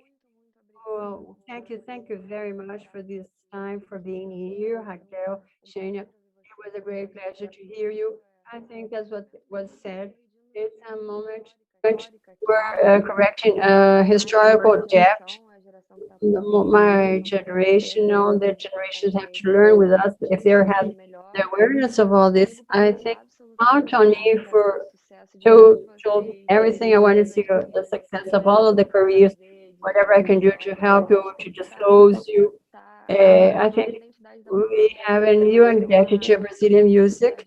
I think it's an identity of culture, love, and in fact, the face of MPB in the past was a very white face, undoubtedly. That's history, cannot change it. Now this new MPB, the new Brazilian popular music, may have all our faces, like Johnny said. and that we're able to show all the women and all the men and all together, lovers of music, together cheering one for the others. That's my role here in this program. Thank you very much for all wonderful works. Júlia, Xênia França, considerações Shania finais. França, last words, please. I just want to thank the opportunity to be able to exchange. We are very deep people. Everybody was very deep. Everybody has a lot to say, a lot to contribute. And short time for us to say so many things that are so important and urgent. And we would also like to talk about music and creative processes and how to produce. That's what we have now. Everybody's a bit tense because of the situation we're going through in general, public health, the situation of the country, the degradation of all the apparatus of the government. So we have to put on our wigs and try to be who we are and the force of our origin and the capacity of adapting ourselves. That's how humanity reached this point, adapting and overcoming different situations. We've had similar situations or worse ones than the one we're going through now in the humanity. So we have the capacity of adapting ourselves and to improve, because the world will change when people change, when people improve. Collectively, we will show this one, this, and this one, but each one knows the changes that we want from people. So I believe that in this place, music is able to foster and mobilize so many people at once. Unfortunately, we cannot join people now and continue with our touch the heart of people, but I know we have a universal awareness. And as Johnny said before, we have the capacity of joining, even virtually, be in touch with our public and keep our mental health in first place in order for us to continue doing what people like for us to do, and they have to continue motivated. So when this all is over, when we reach another place, another world, we're entirely aware and better than what we were at the beginning. I have a lot of faith that our spiritual life will always prevail. Thank you. I loved it. Xenia, thank you very much for your words in this panel. Your very relevant and clarifying words, very important for all of us. Raquel Virginia, thank you very much. Your words, final words, I will be very brief also. Days in the Twitter, the controversy was to say that Luísa Souza had the face of a transvestite. People were trying to offend her, saying that she had this face. And this became viral in social media. And people said, oh, she does have this face because of all the comments and all the interventions that she had in her face. Respect the face of the travestite, because to have a face of a travestite is not an offense. It's with this face that I was indicated twice to the Latin Grammy, and I was awarded with the prize of Brazilian music, and I'm talking to Harvard, and with this face, that was a history student at the USP, and with this face, I have helped my whole family to improve in different ways. So respect and respect, and know that this is culture, and to have this face is the nicest thing that I could have. And how nice is this incarnation I came to the transvestite. That's what I have to say.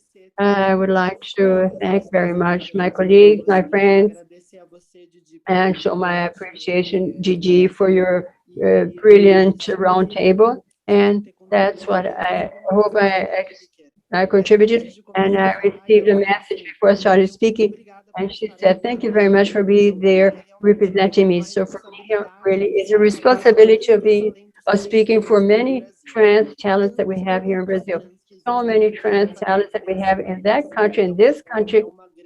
That is a great, immense responsibility. And I hope I have contributed to decrease a bit the prejudice and increase more the ways and the possibilities for people like myself who already exist and the ones that will exist in the future.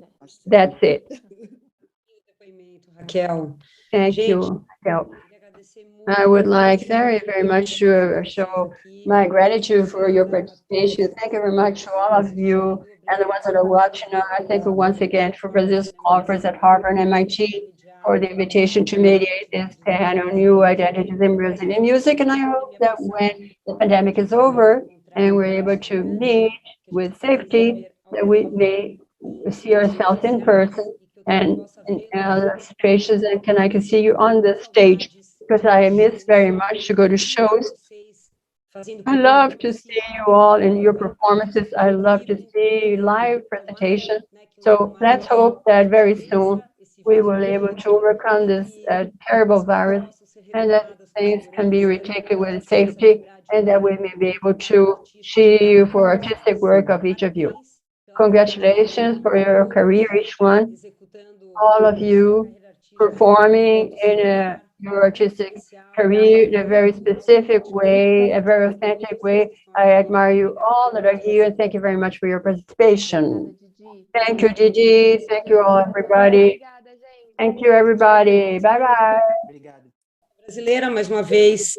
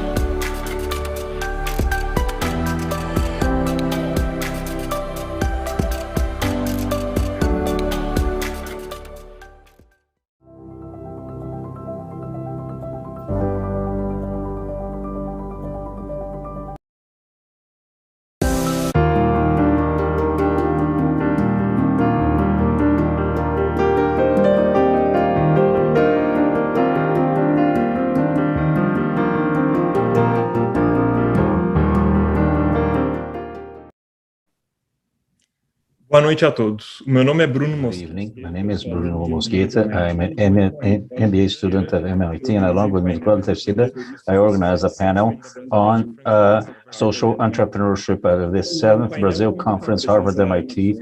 We count on the President Havana Fontantes, which is chair of the Network Mulher Empreendedora, Letícia Picalotto, which is founder and CEO of Fundação Brava, and with Luiz Helena Trajano, who is head of board of Magazine Luiza and president of Group Mulheres do Brasil.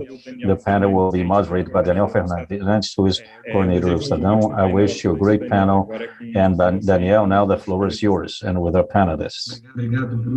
Thank you, Bruno. Good evening to you all who are watching us.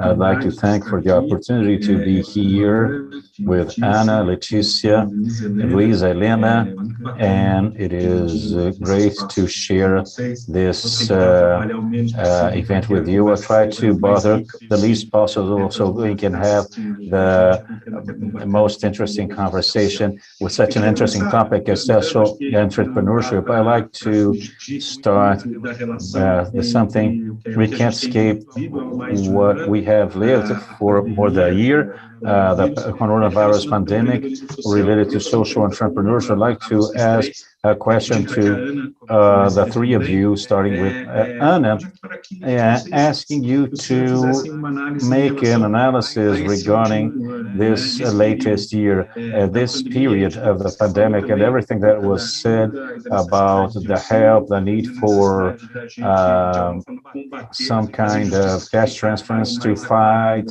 the injustice which came through. Do you think social entrepreneurship in this period of a year became stronger? How do you see the social entrepreneurship throughout this year of pandemic, this past year of a pandemic? Well, Daniel, Luisa, Leticia, Bruno, thank you for the invitation. It was a pleasure to be here with you, discussing this topic, which is so important, like social entrepreneurship with such interesting people. The last year was a shock for everyone, especially regarding social entrepreneurship, focusing on women. I'm founder of the Rede Mulher Empreendedora, and today we have almost 1 million participants on our platform. It was a shock at the first moment, March 16, to receive that impact of what the pandemic would be. And then throughout the past year, what we noticed is that the pandemic was much hit most cruelly women, and they were the ones who lost their jobs most, were fired most, and they unfortunately are suffering more with gender violence, mental health as well.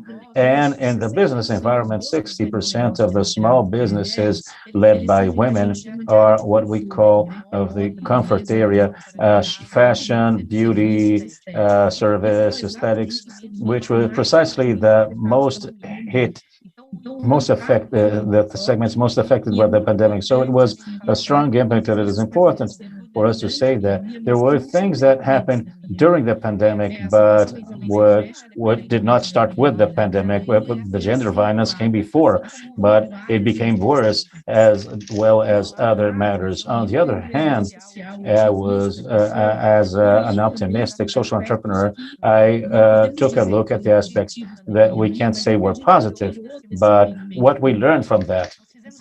So we did research last year with these entrepreneurs, almost 2,000 of them, and it was interesting to see that they felt the impact more harder. On the other hand, they were practical in terms of looking for innovation, renew their businesses, think ahead. What will I do with my business and the post-pandemic period? How do I find small innovations? So that is something we found very interesting, besides the fact that they also always mention looking for training and to digitalize the business, something that became an important path. And as an organization, a social organization, we had, believe it or not, a year with the highest capturing of resources in our history. Last year, we raised 45 million real for social projects within our organization. So what we felt was that the big companies, they looked at this universe, they looked mainly at the small businesses, and they became ready to help somehow. Obviously, this money did not come directly towards us, but it came specifically for us to generate income through projects related to women. So in that sense, as if it was a light being turned on for this environment of donation, of capturing resources. We understood that everybody is looking to the role society, the social role as something being essential. We felt that throughout this process of the pandemic. Of course, it is not being easy. Of course, things are not simple. Of course, it is not tranquil, but it is important for us to notice the society mobilizing itself, not only the social organizations, trying to help, especially the small businesses, which are responsible for 70% of the jobs in the country. So to start, I would like to start by sharing this view of mine and looking at small businesses, especially the ones led by women. So you, let's just select your views on this. Social entrepreneurship in this context. Fortunately, I cannot say post-pandemic context, but at this moment, how do you see the social entrepreneurship with this experience of yours? It is not over yet, but it will be over. I'd also like to thank for the invitation. It is an honor for me to be here. The last time I took part in this event, I was pregnant in 2018, and I'm here virtually, unfortunately, but it is a pleasure to be here to discuss, because we're discussing such an important thing, such as social entrepreneurship, and with incredible social entrepreneurs. So I'm glad to be here.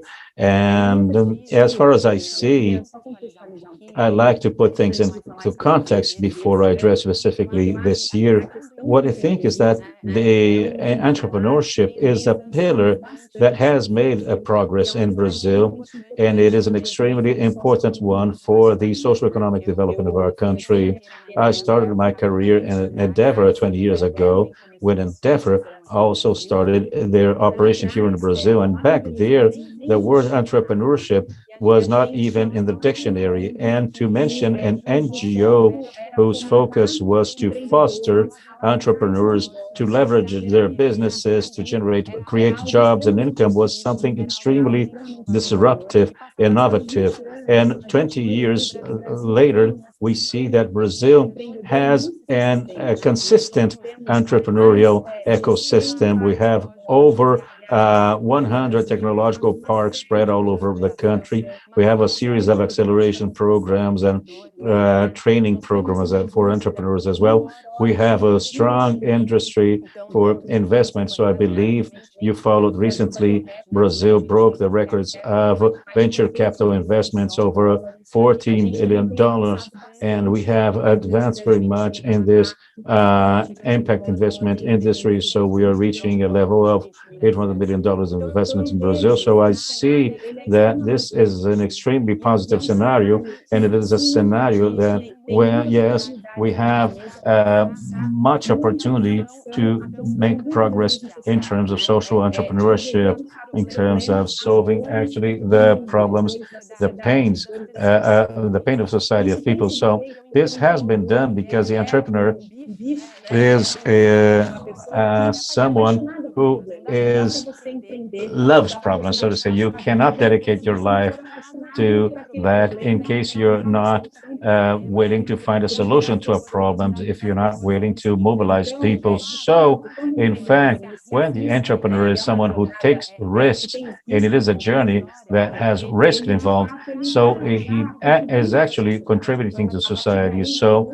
then, as far as I see, entrepreneurship on its own is already a social entrepreneurship. This entrepreneur is already contributing to society. But of course, when we look at entrepreneurs who are today working for education or with the agenda of health, the agenda also of public safety and other agendas, the environmental agenda, this is social entrepreneurship is very important, and it is an area that will grow very much because aim to grow because the pandemic they're going through now, because we still do not know when it will end. We still do not know if we will have other pandemics like this in the future.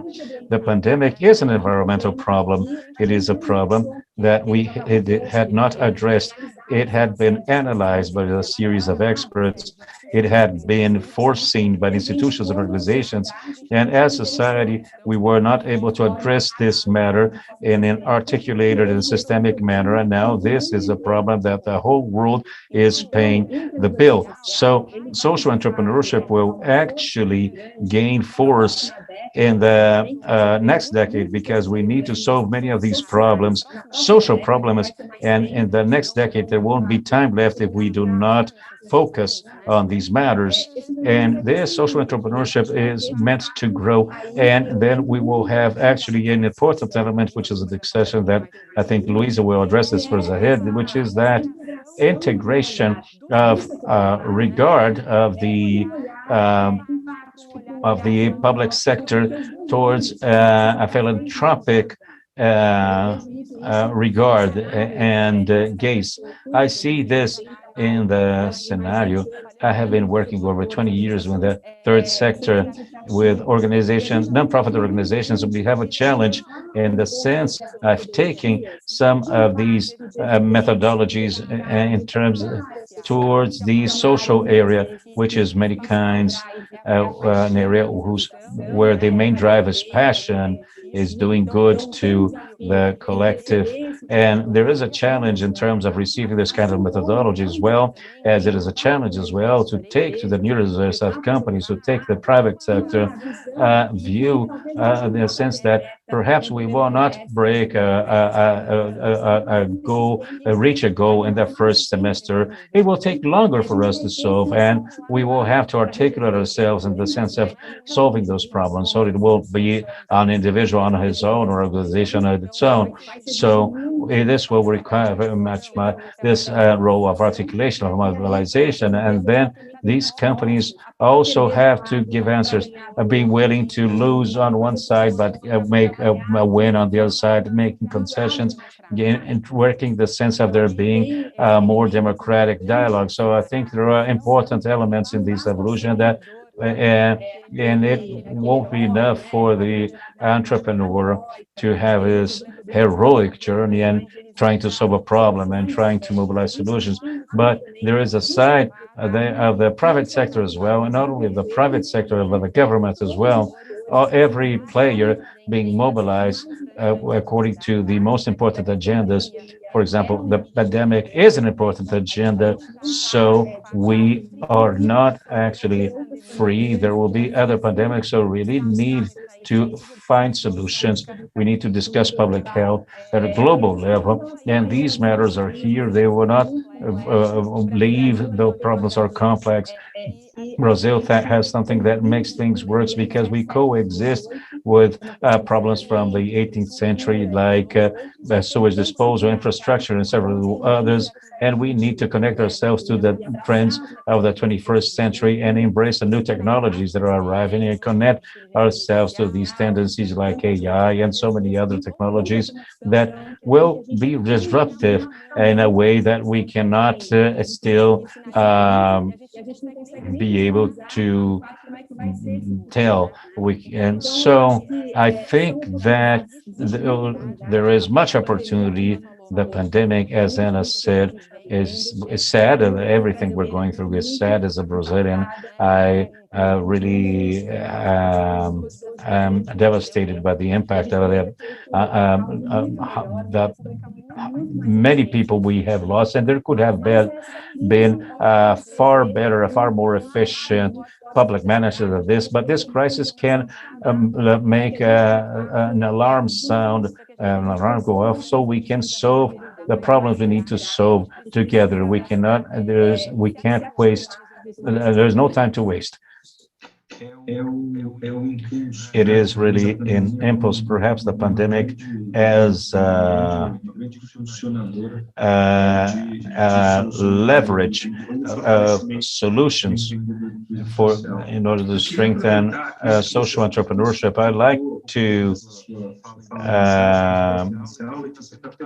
ask Leticia, based on what you said, ask to Ms. Luisa Helena Trajano about the pandemic, and what else would we need? Because Leticia mentioned something important that and I mentioned it as well. We do have an entrepreneurial ecosystem, something we did not have 10 or 20 years ago the same way.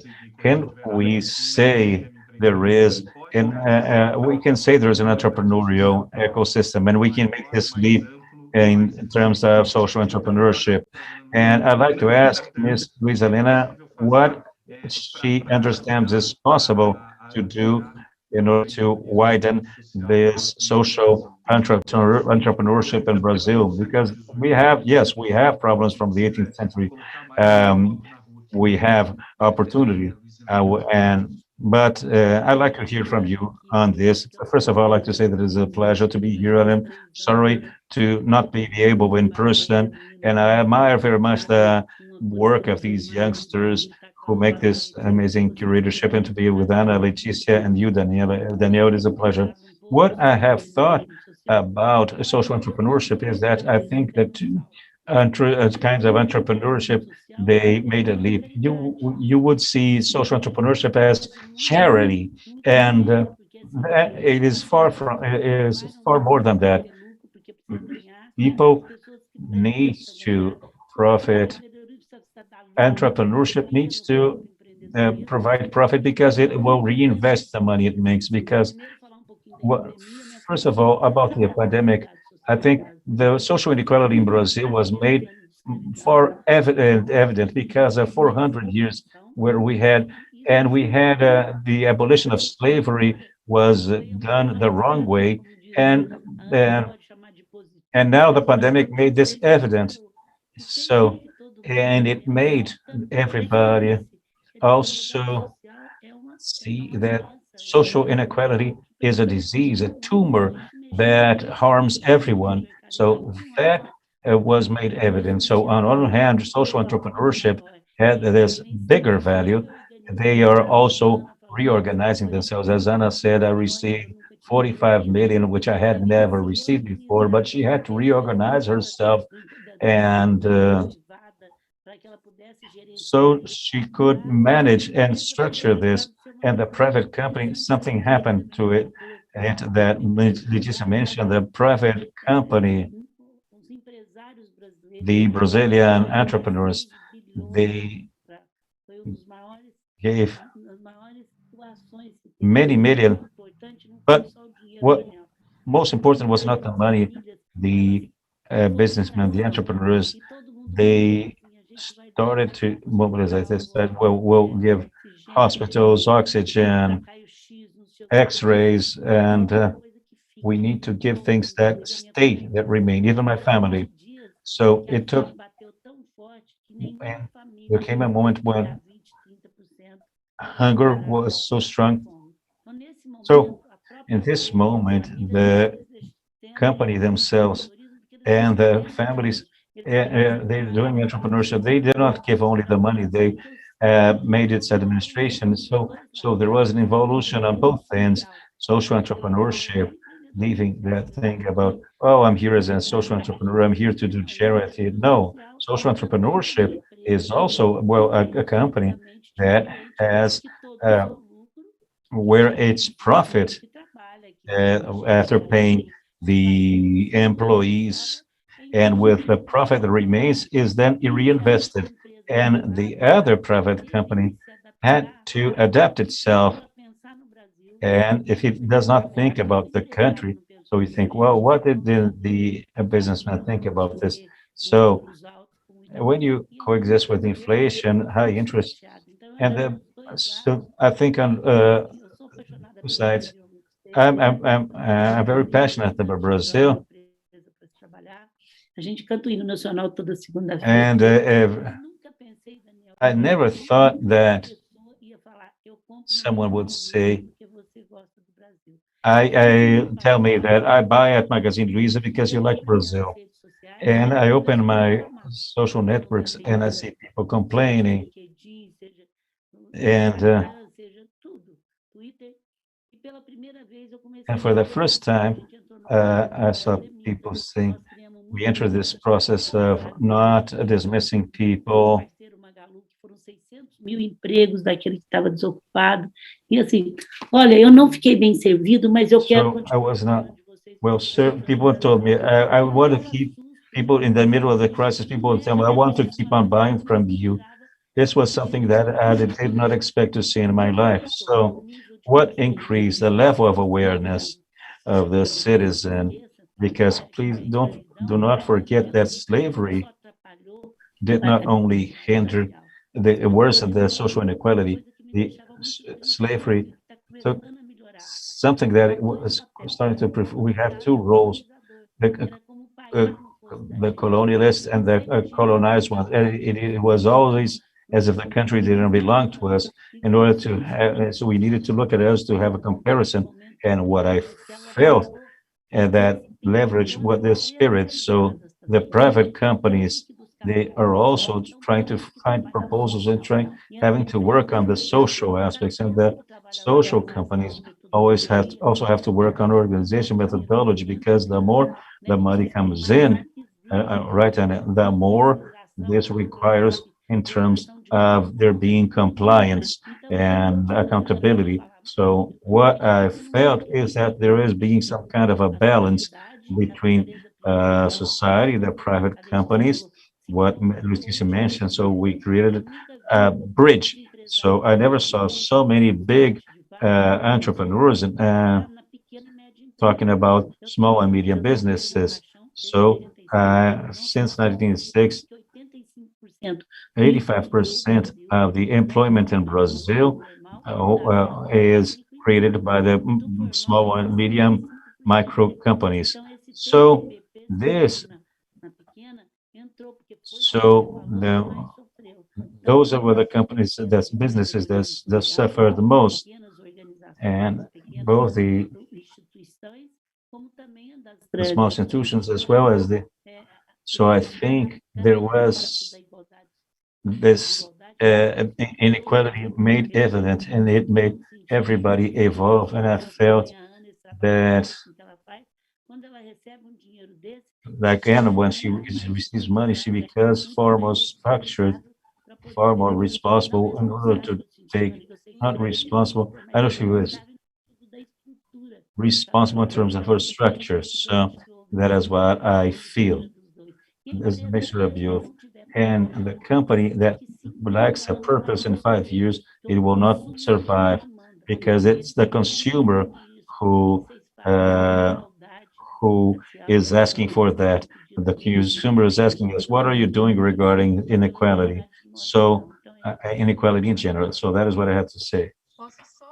Uma coisa da Luiza, Daniel, porque eu fico muito realmente tocada. Okay, can I reinforce something what Luiza said, because I'm very touched, because without capturing resources, that is what we commented just now, it demands also organization and preparation, as if you were a big company. We audit our accounts, we are registered abroad in order to be able to receive international donations, and we have to evolve in this process that started before the pandemic and increased during the pandemic. So it's important.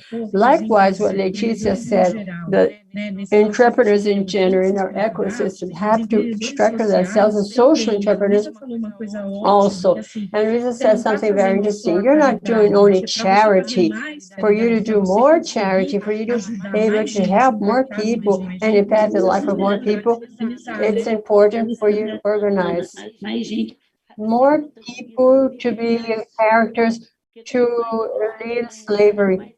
Because the more you help, you carry in yourself a slavery, a dependency on slavery. That's right. Okay, Danielle, I finished. Oh, great. The more comments, the better. It's much better. I was even going to ask you, Ana, exactly this. You talked about financial support because of the pandemic. I would like you to talk about exactly how was it used, how is it being used, what did you do? Because I think the work that you do is so important. What you said at the beginning, the women were more impacted. We'll talk about the problem is greater when you talk about the inequality. It's clear and it's still considered. Talk about your work this year on the pandemic that has to do with what you do and regarding the subject of our chat. I think it's very important. I'm going to talk about two great projects that I think we have to highlight to show you the model that we worked in.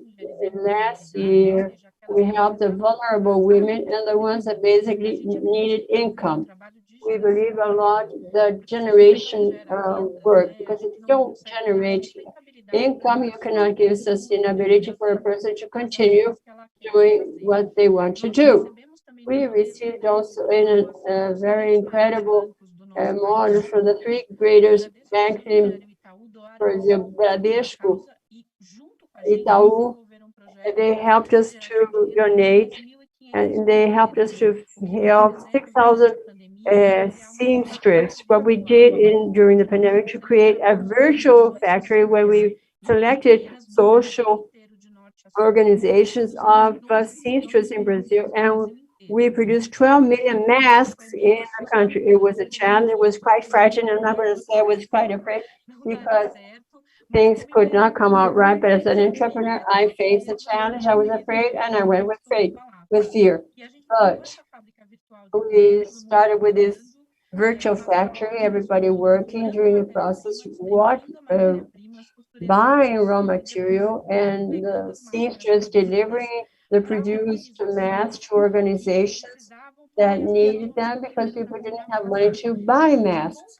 So from the end to the end, the project was very interesting. We generated income to 6,500 women from the north to the south of Brazil, an average of 2,900 reais for the period of 3 months and a half. So it's very, very impactful, not only financially for women, but in all the chain that we were able to work in. And there was a very symbolic thing in all this. We made a documentary about all this. There was something symbolic because from the very beginning, Danielle and Letícia, we thought that only the generation of income was making the difference. But we saw a statement from a seamstress in the video. She said, besides having brought food home and help people here, she helped her family with 4 people and other families as well. She said, this mask here that I did with my own hands will help other person. And in fact, we understood the importance because in fact, she was feeling, like Luisa said, a character her life. What she did, what generated money for her, but she helped someone else. So that's nice, isn't it? It's so impactful. We did this in 4 months, putting everything together. Everything was working. A lot of things went wrong, but that's part wrong. I mean, to think about logistics in Brazil, how we deliver the fabric in the Amazon, but at the end, everything came out okay. And we didn't leave aside our essence, the base of the Institute, that is education. We work in capacity building programs, mentoring, and business acceleration, follow-up of businesses. And Google, the foundation of Google Foundation, got donated to us also $1.5 million for us to create a post-pandemic program. We imagined the pandemic would have ended to have 50,000 women until 2022 with capacity building, business acceleration, and mentorship. Because something that we're talking about is social entrepreneurship has to put money. We need money for the people that are being impacted. It's no use to think that donating things, you won't be able to do the change. So we have to put all this together. This project is called Feminine Power, and it's focused in Sinai.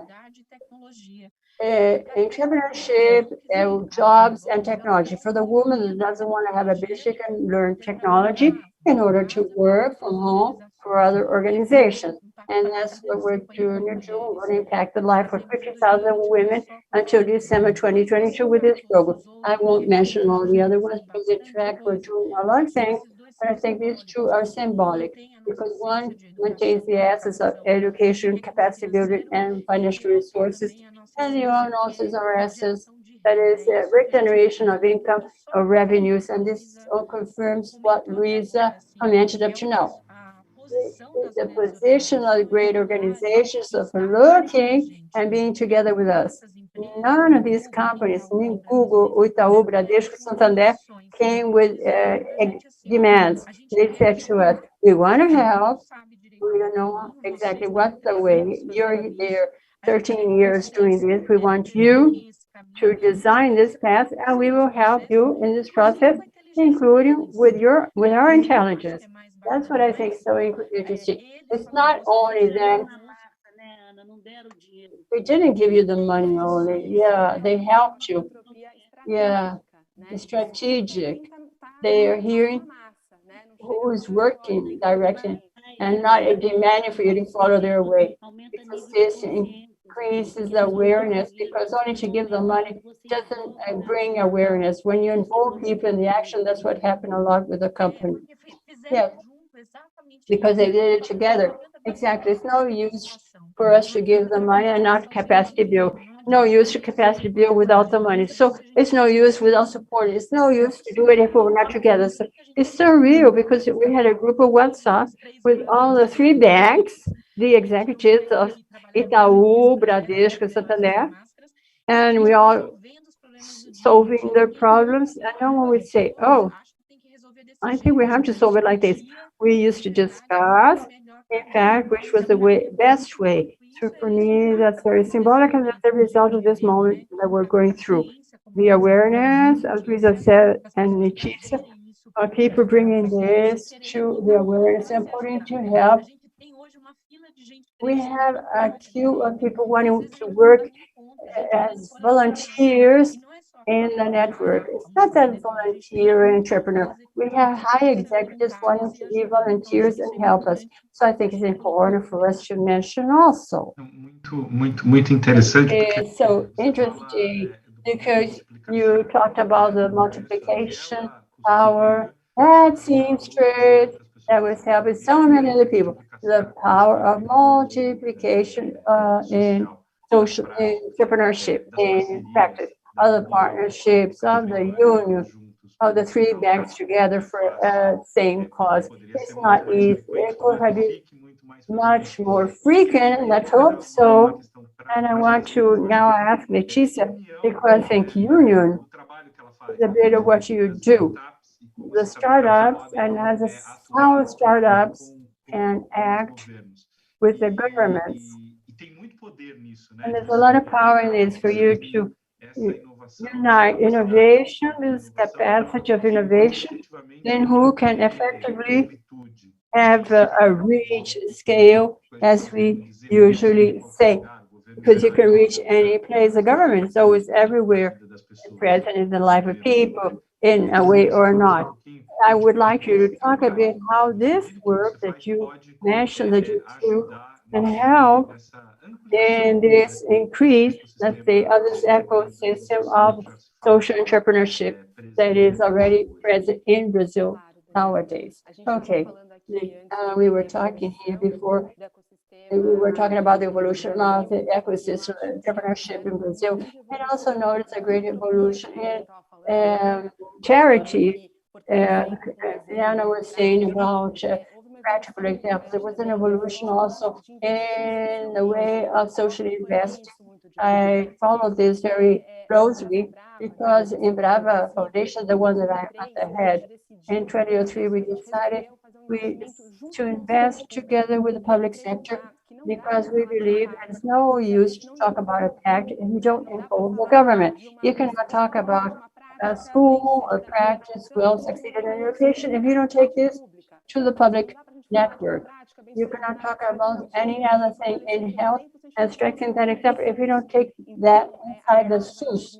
So Bravo in 2003, we had a vision that was, in my understanding, quite correct to start a dialogue with the government and to work in a perspective of bringing to the government this vision of innovation, this vision of articulation among the sectors, bringing not only the startups, but also management consultancies to strengthen the public policies. Because we know a great challenge that we have nowadays is the issuance of public policies and also the follow-up and the assessment of these public policies in the field. We have a group, technical group, very well structured, that are a public service that we have to admire very much. Many times we say the public servants are not so important, they don't have any ambition. That's not true.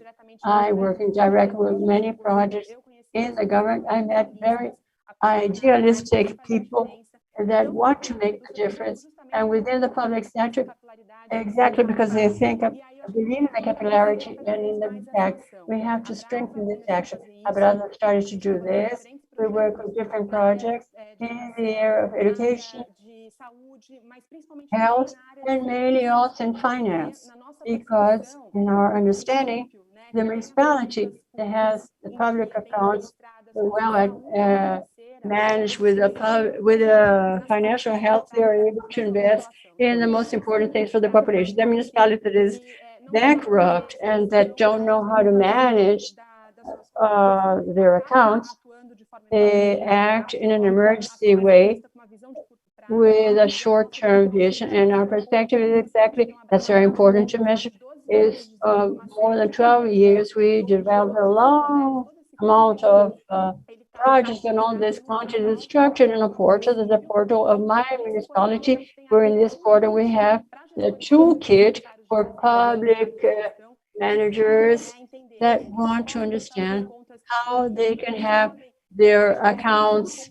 updated, how can they, without asking more taxes, no one is able to pay more taxes.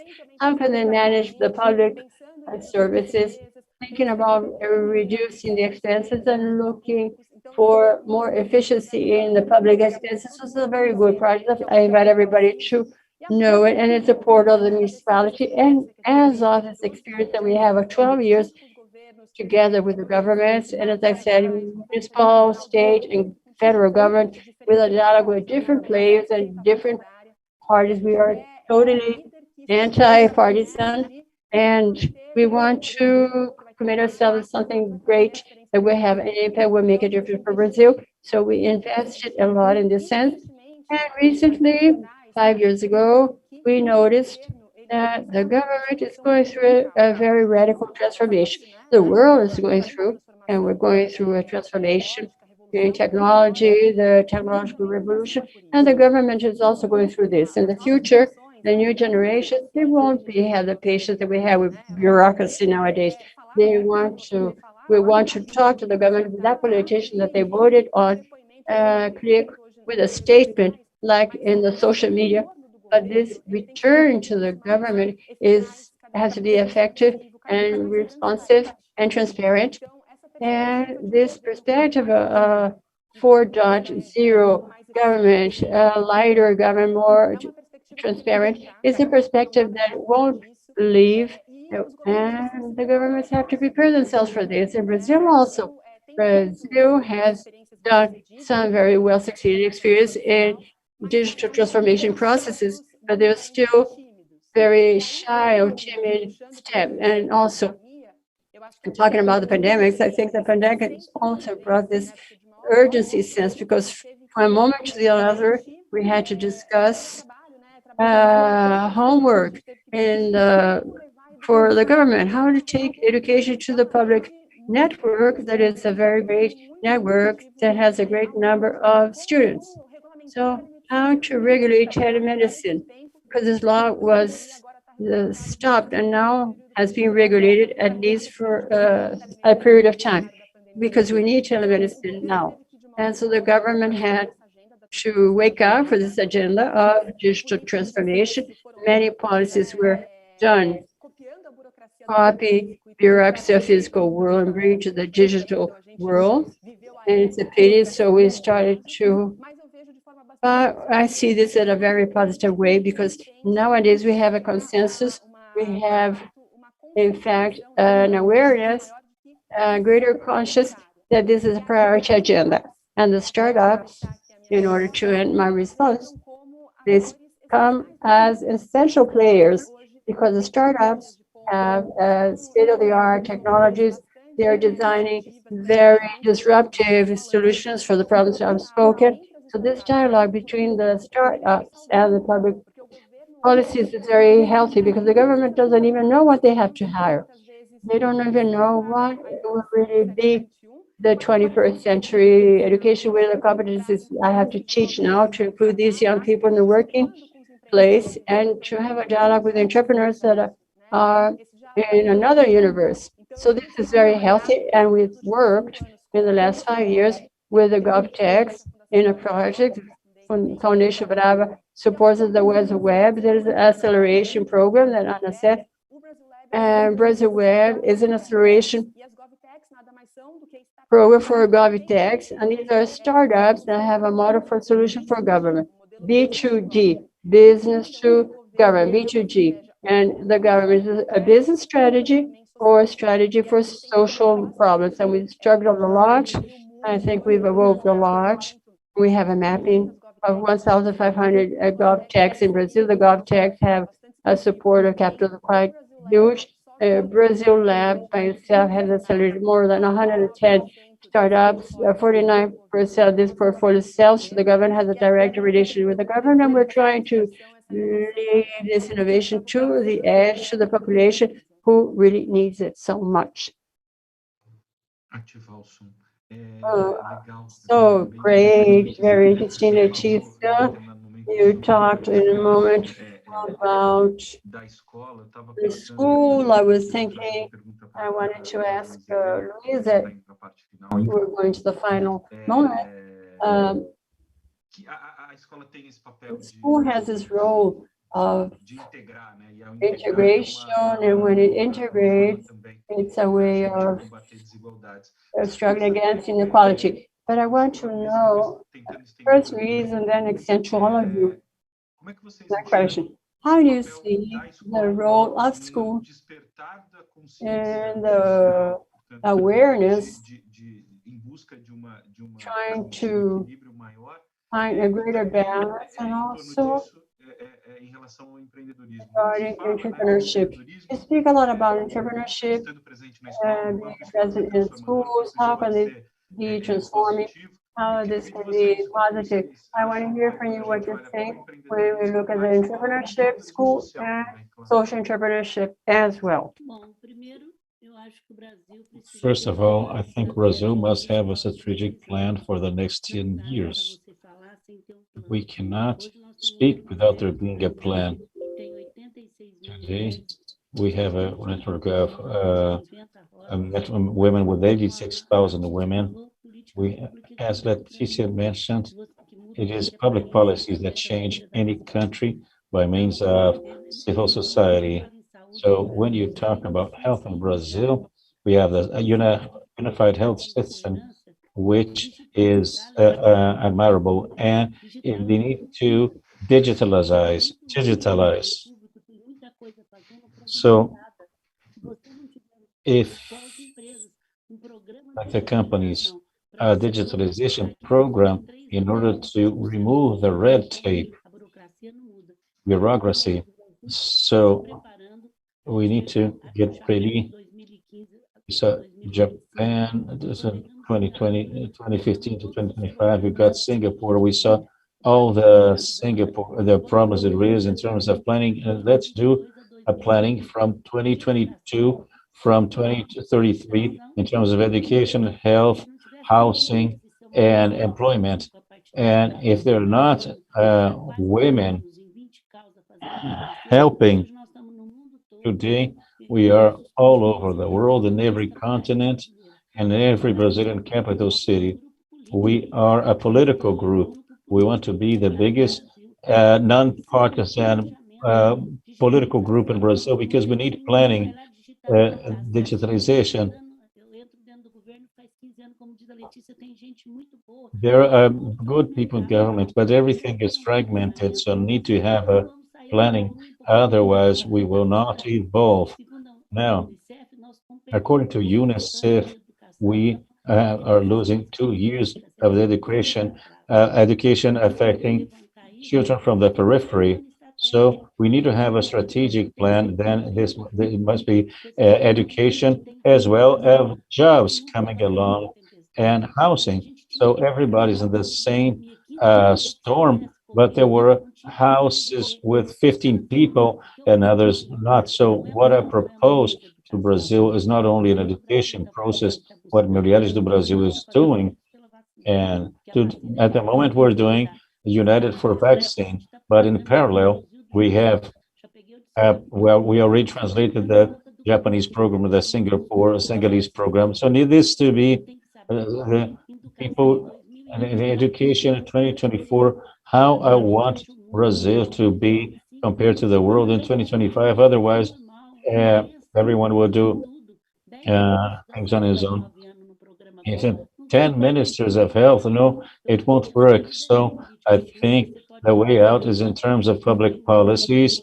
You can improve.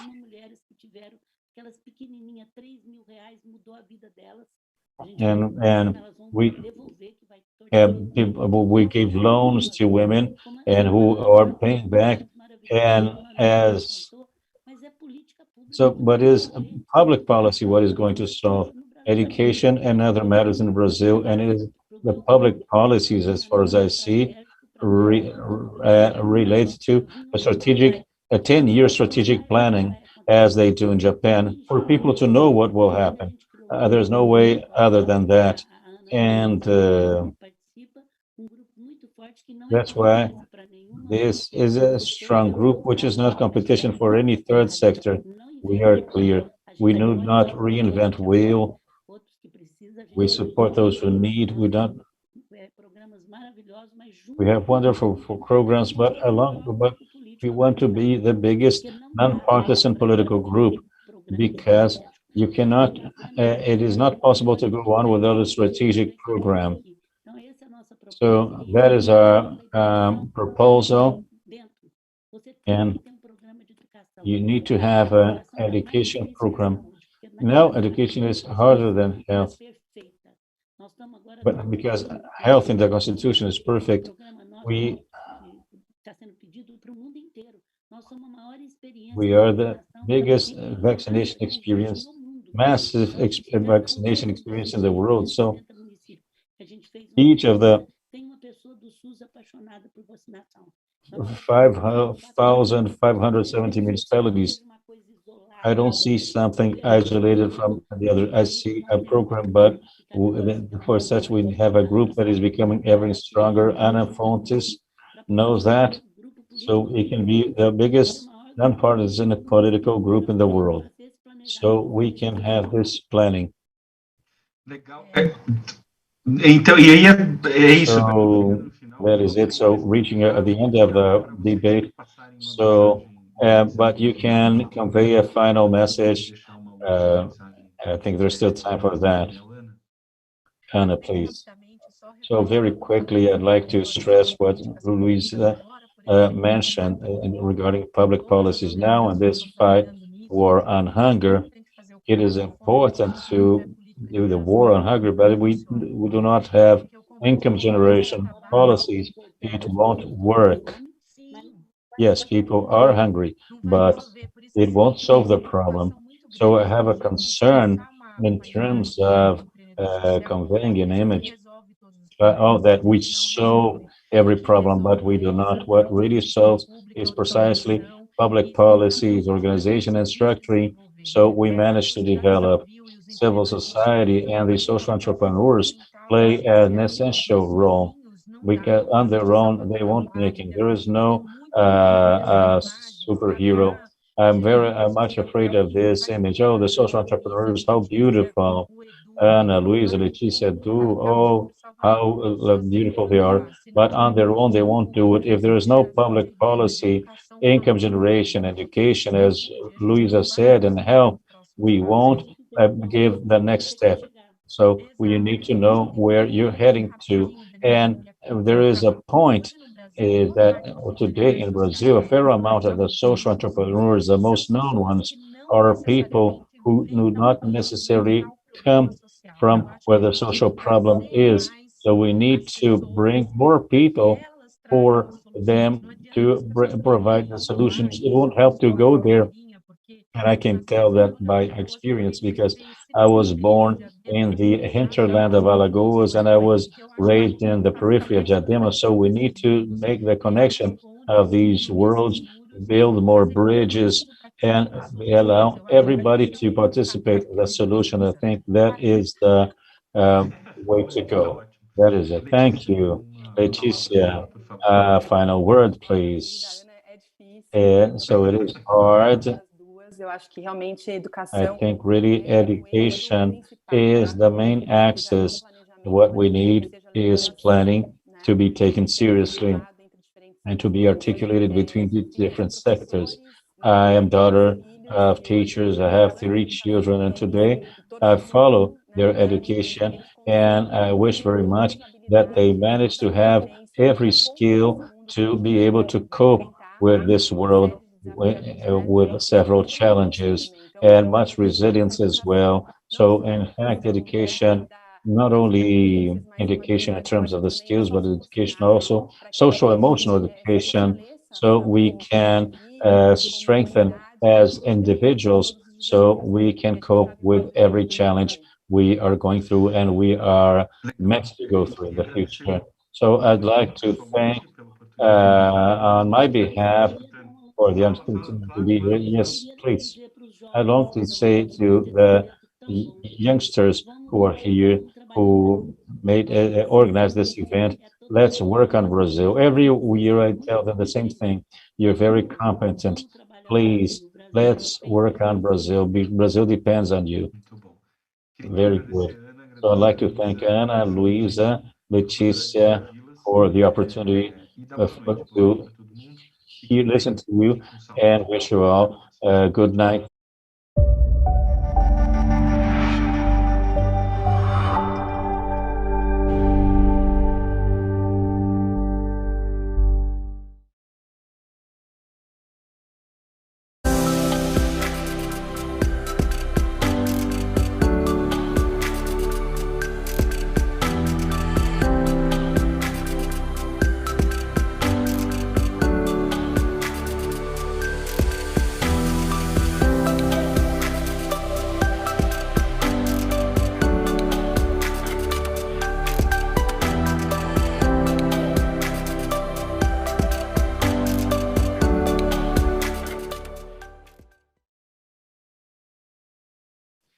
Boa noite, Brasil. Estamos chegando no final do 5º dia. Brazil, we're arriving at the end of the 5th day of the 7th edition of Brazil Conference for the first time in Brazil, here in Rio de Janeiro. For those of you who don't know me, my name is Hector Guzmão. It is a pleasure to be here again with such relevant themes. It seems like day after day we have more provocative themes about the future of Brazil, and all of them based on a single motto, which is to have a dialogue in order to transform. If you're arriving now, you know that we have a QR code here, and please access to it, share it with friends, with people who are interested in discussing the future of Brazil. Then we have access to all of our agenda we began on Sunday and to everything that is to take place until Saturday. As I say, day after day, it gets better, and Saturday is coming close, and I'm already missing this Brazil conference. About this youth, about the students who every year organize Brazil conference, I like to call one of them who represents this team, big team who is in Boston and in Brazil, developing content, developing, addressing the relevant themes to be discussed. The person I'm inviting to have this conversation with me is Nubia, one of the co-chairs of Brazil Conference, and she'll talk with me about this journey today. Hey, good evening. How are you? Is it cold there? Yes, it's cold. I'll tell you that. We were somehow excited because it had got warm, but now we have a snow forecast. So let's not talk about. In the studio, it's almost the same. I'm wearing a coat here. Well, tell us, I think this day, today specifically, had a representativeness, interesting themes like inclusion. How did you come to design this agenda, the schedule for today?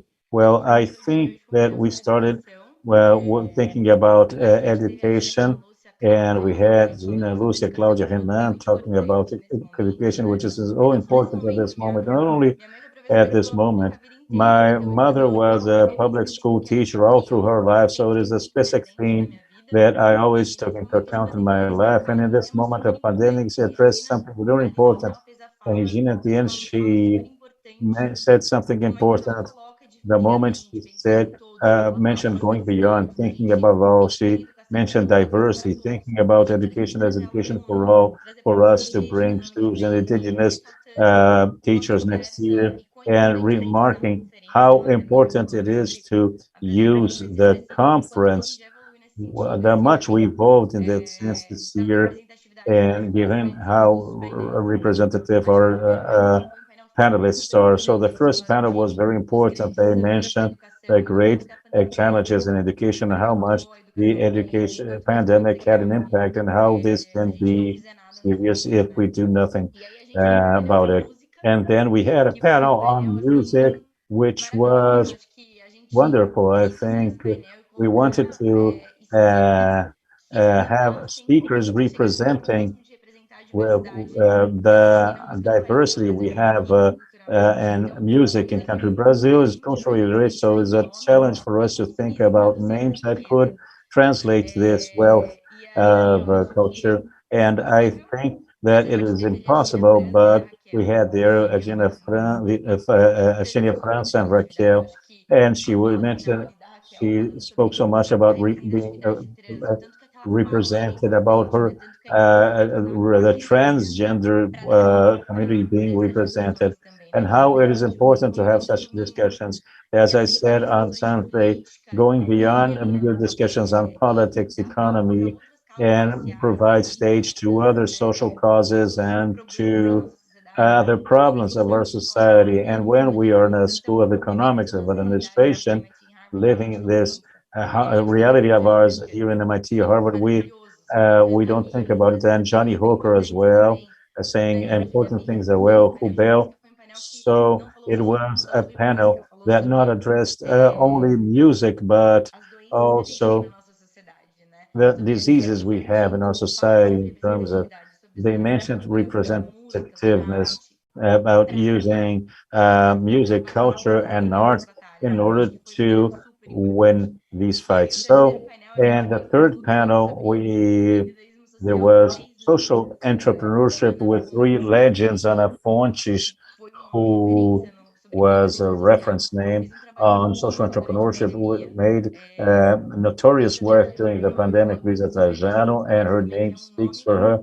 And Leticia, three women, three brilliant entrepreneurs talking about such important topics. And then at the end, they came back and said, how important education is. So it was not planned, but it closed the cycle.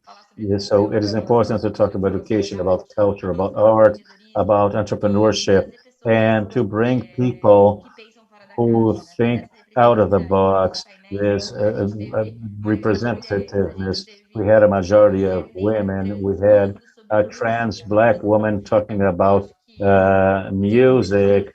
So I'm leaving happy and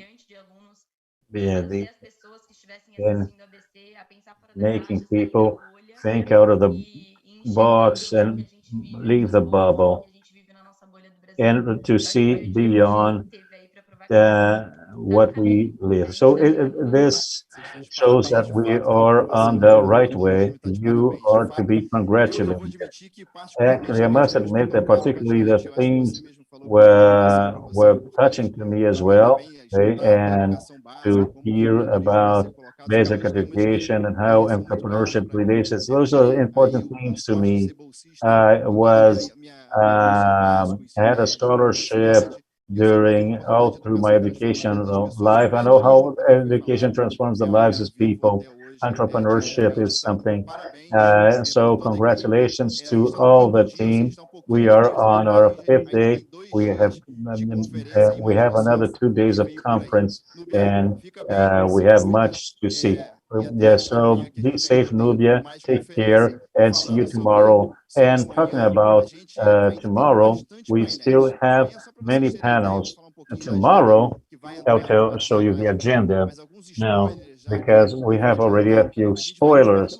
We will have a full leader who is the Speaker of the House of Representatives. We'll have Katia Abreu, who is Senator and former Minister of Agriculture, and also Aline Sá, who is founder and CEO of Agroeducação. So at 5 p.m., we have management of people in the public sector, and then so we have an appointment now. At 6 p.m., we have foreign policy, and then we have at 7:30, we'll discuss the future of work, and then at 8:45, we'll discuss race equity and organizations. We discuss inclusion, and then tomorrow there will be race equity organizations.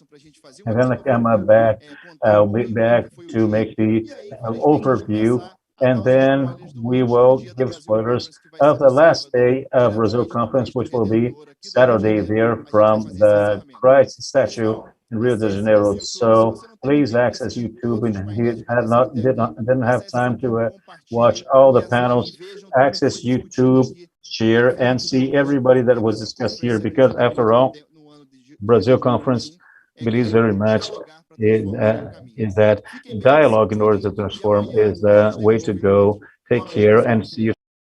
Impulso muda tudo. Muda o todo, muda o mundo.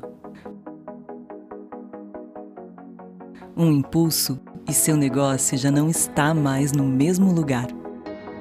E aqui, todo mundo, startup e grande corporação, vai concordar. O cenário de inovação é um cenário de incertezas. E faz sentido que seja assim. Se é inovação, é porque ainda não foi feito. Na FabStart, acreditamos num futuro em que startups e corporações aqui no Brasil se tornarão benchmarks de inovação para o mundo. E a FabStart, protagonista dessa transformação. Já deu para imaginar o que esse impulso pode fazer por você? FabStart, desafio aceito. Comece agora.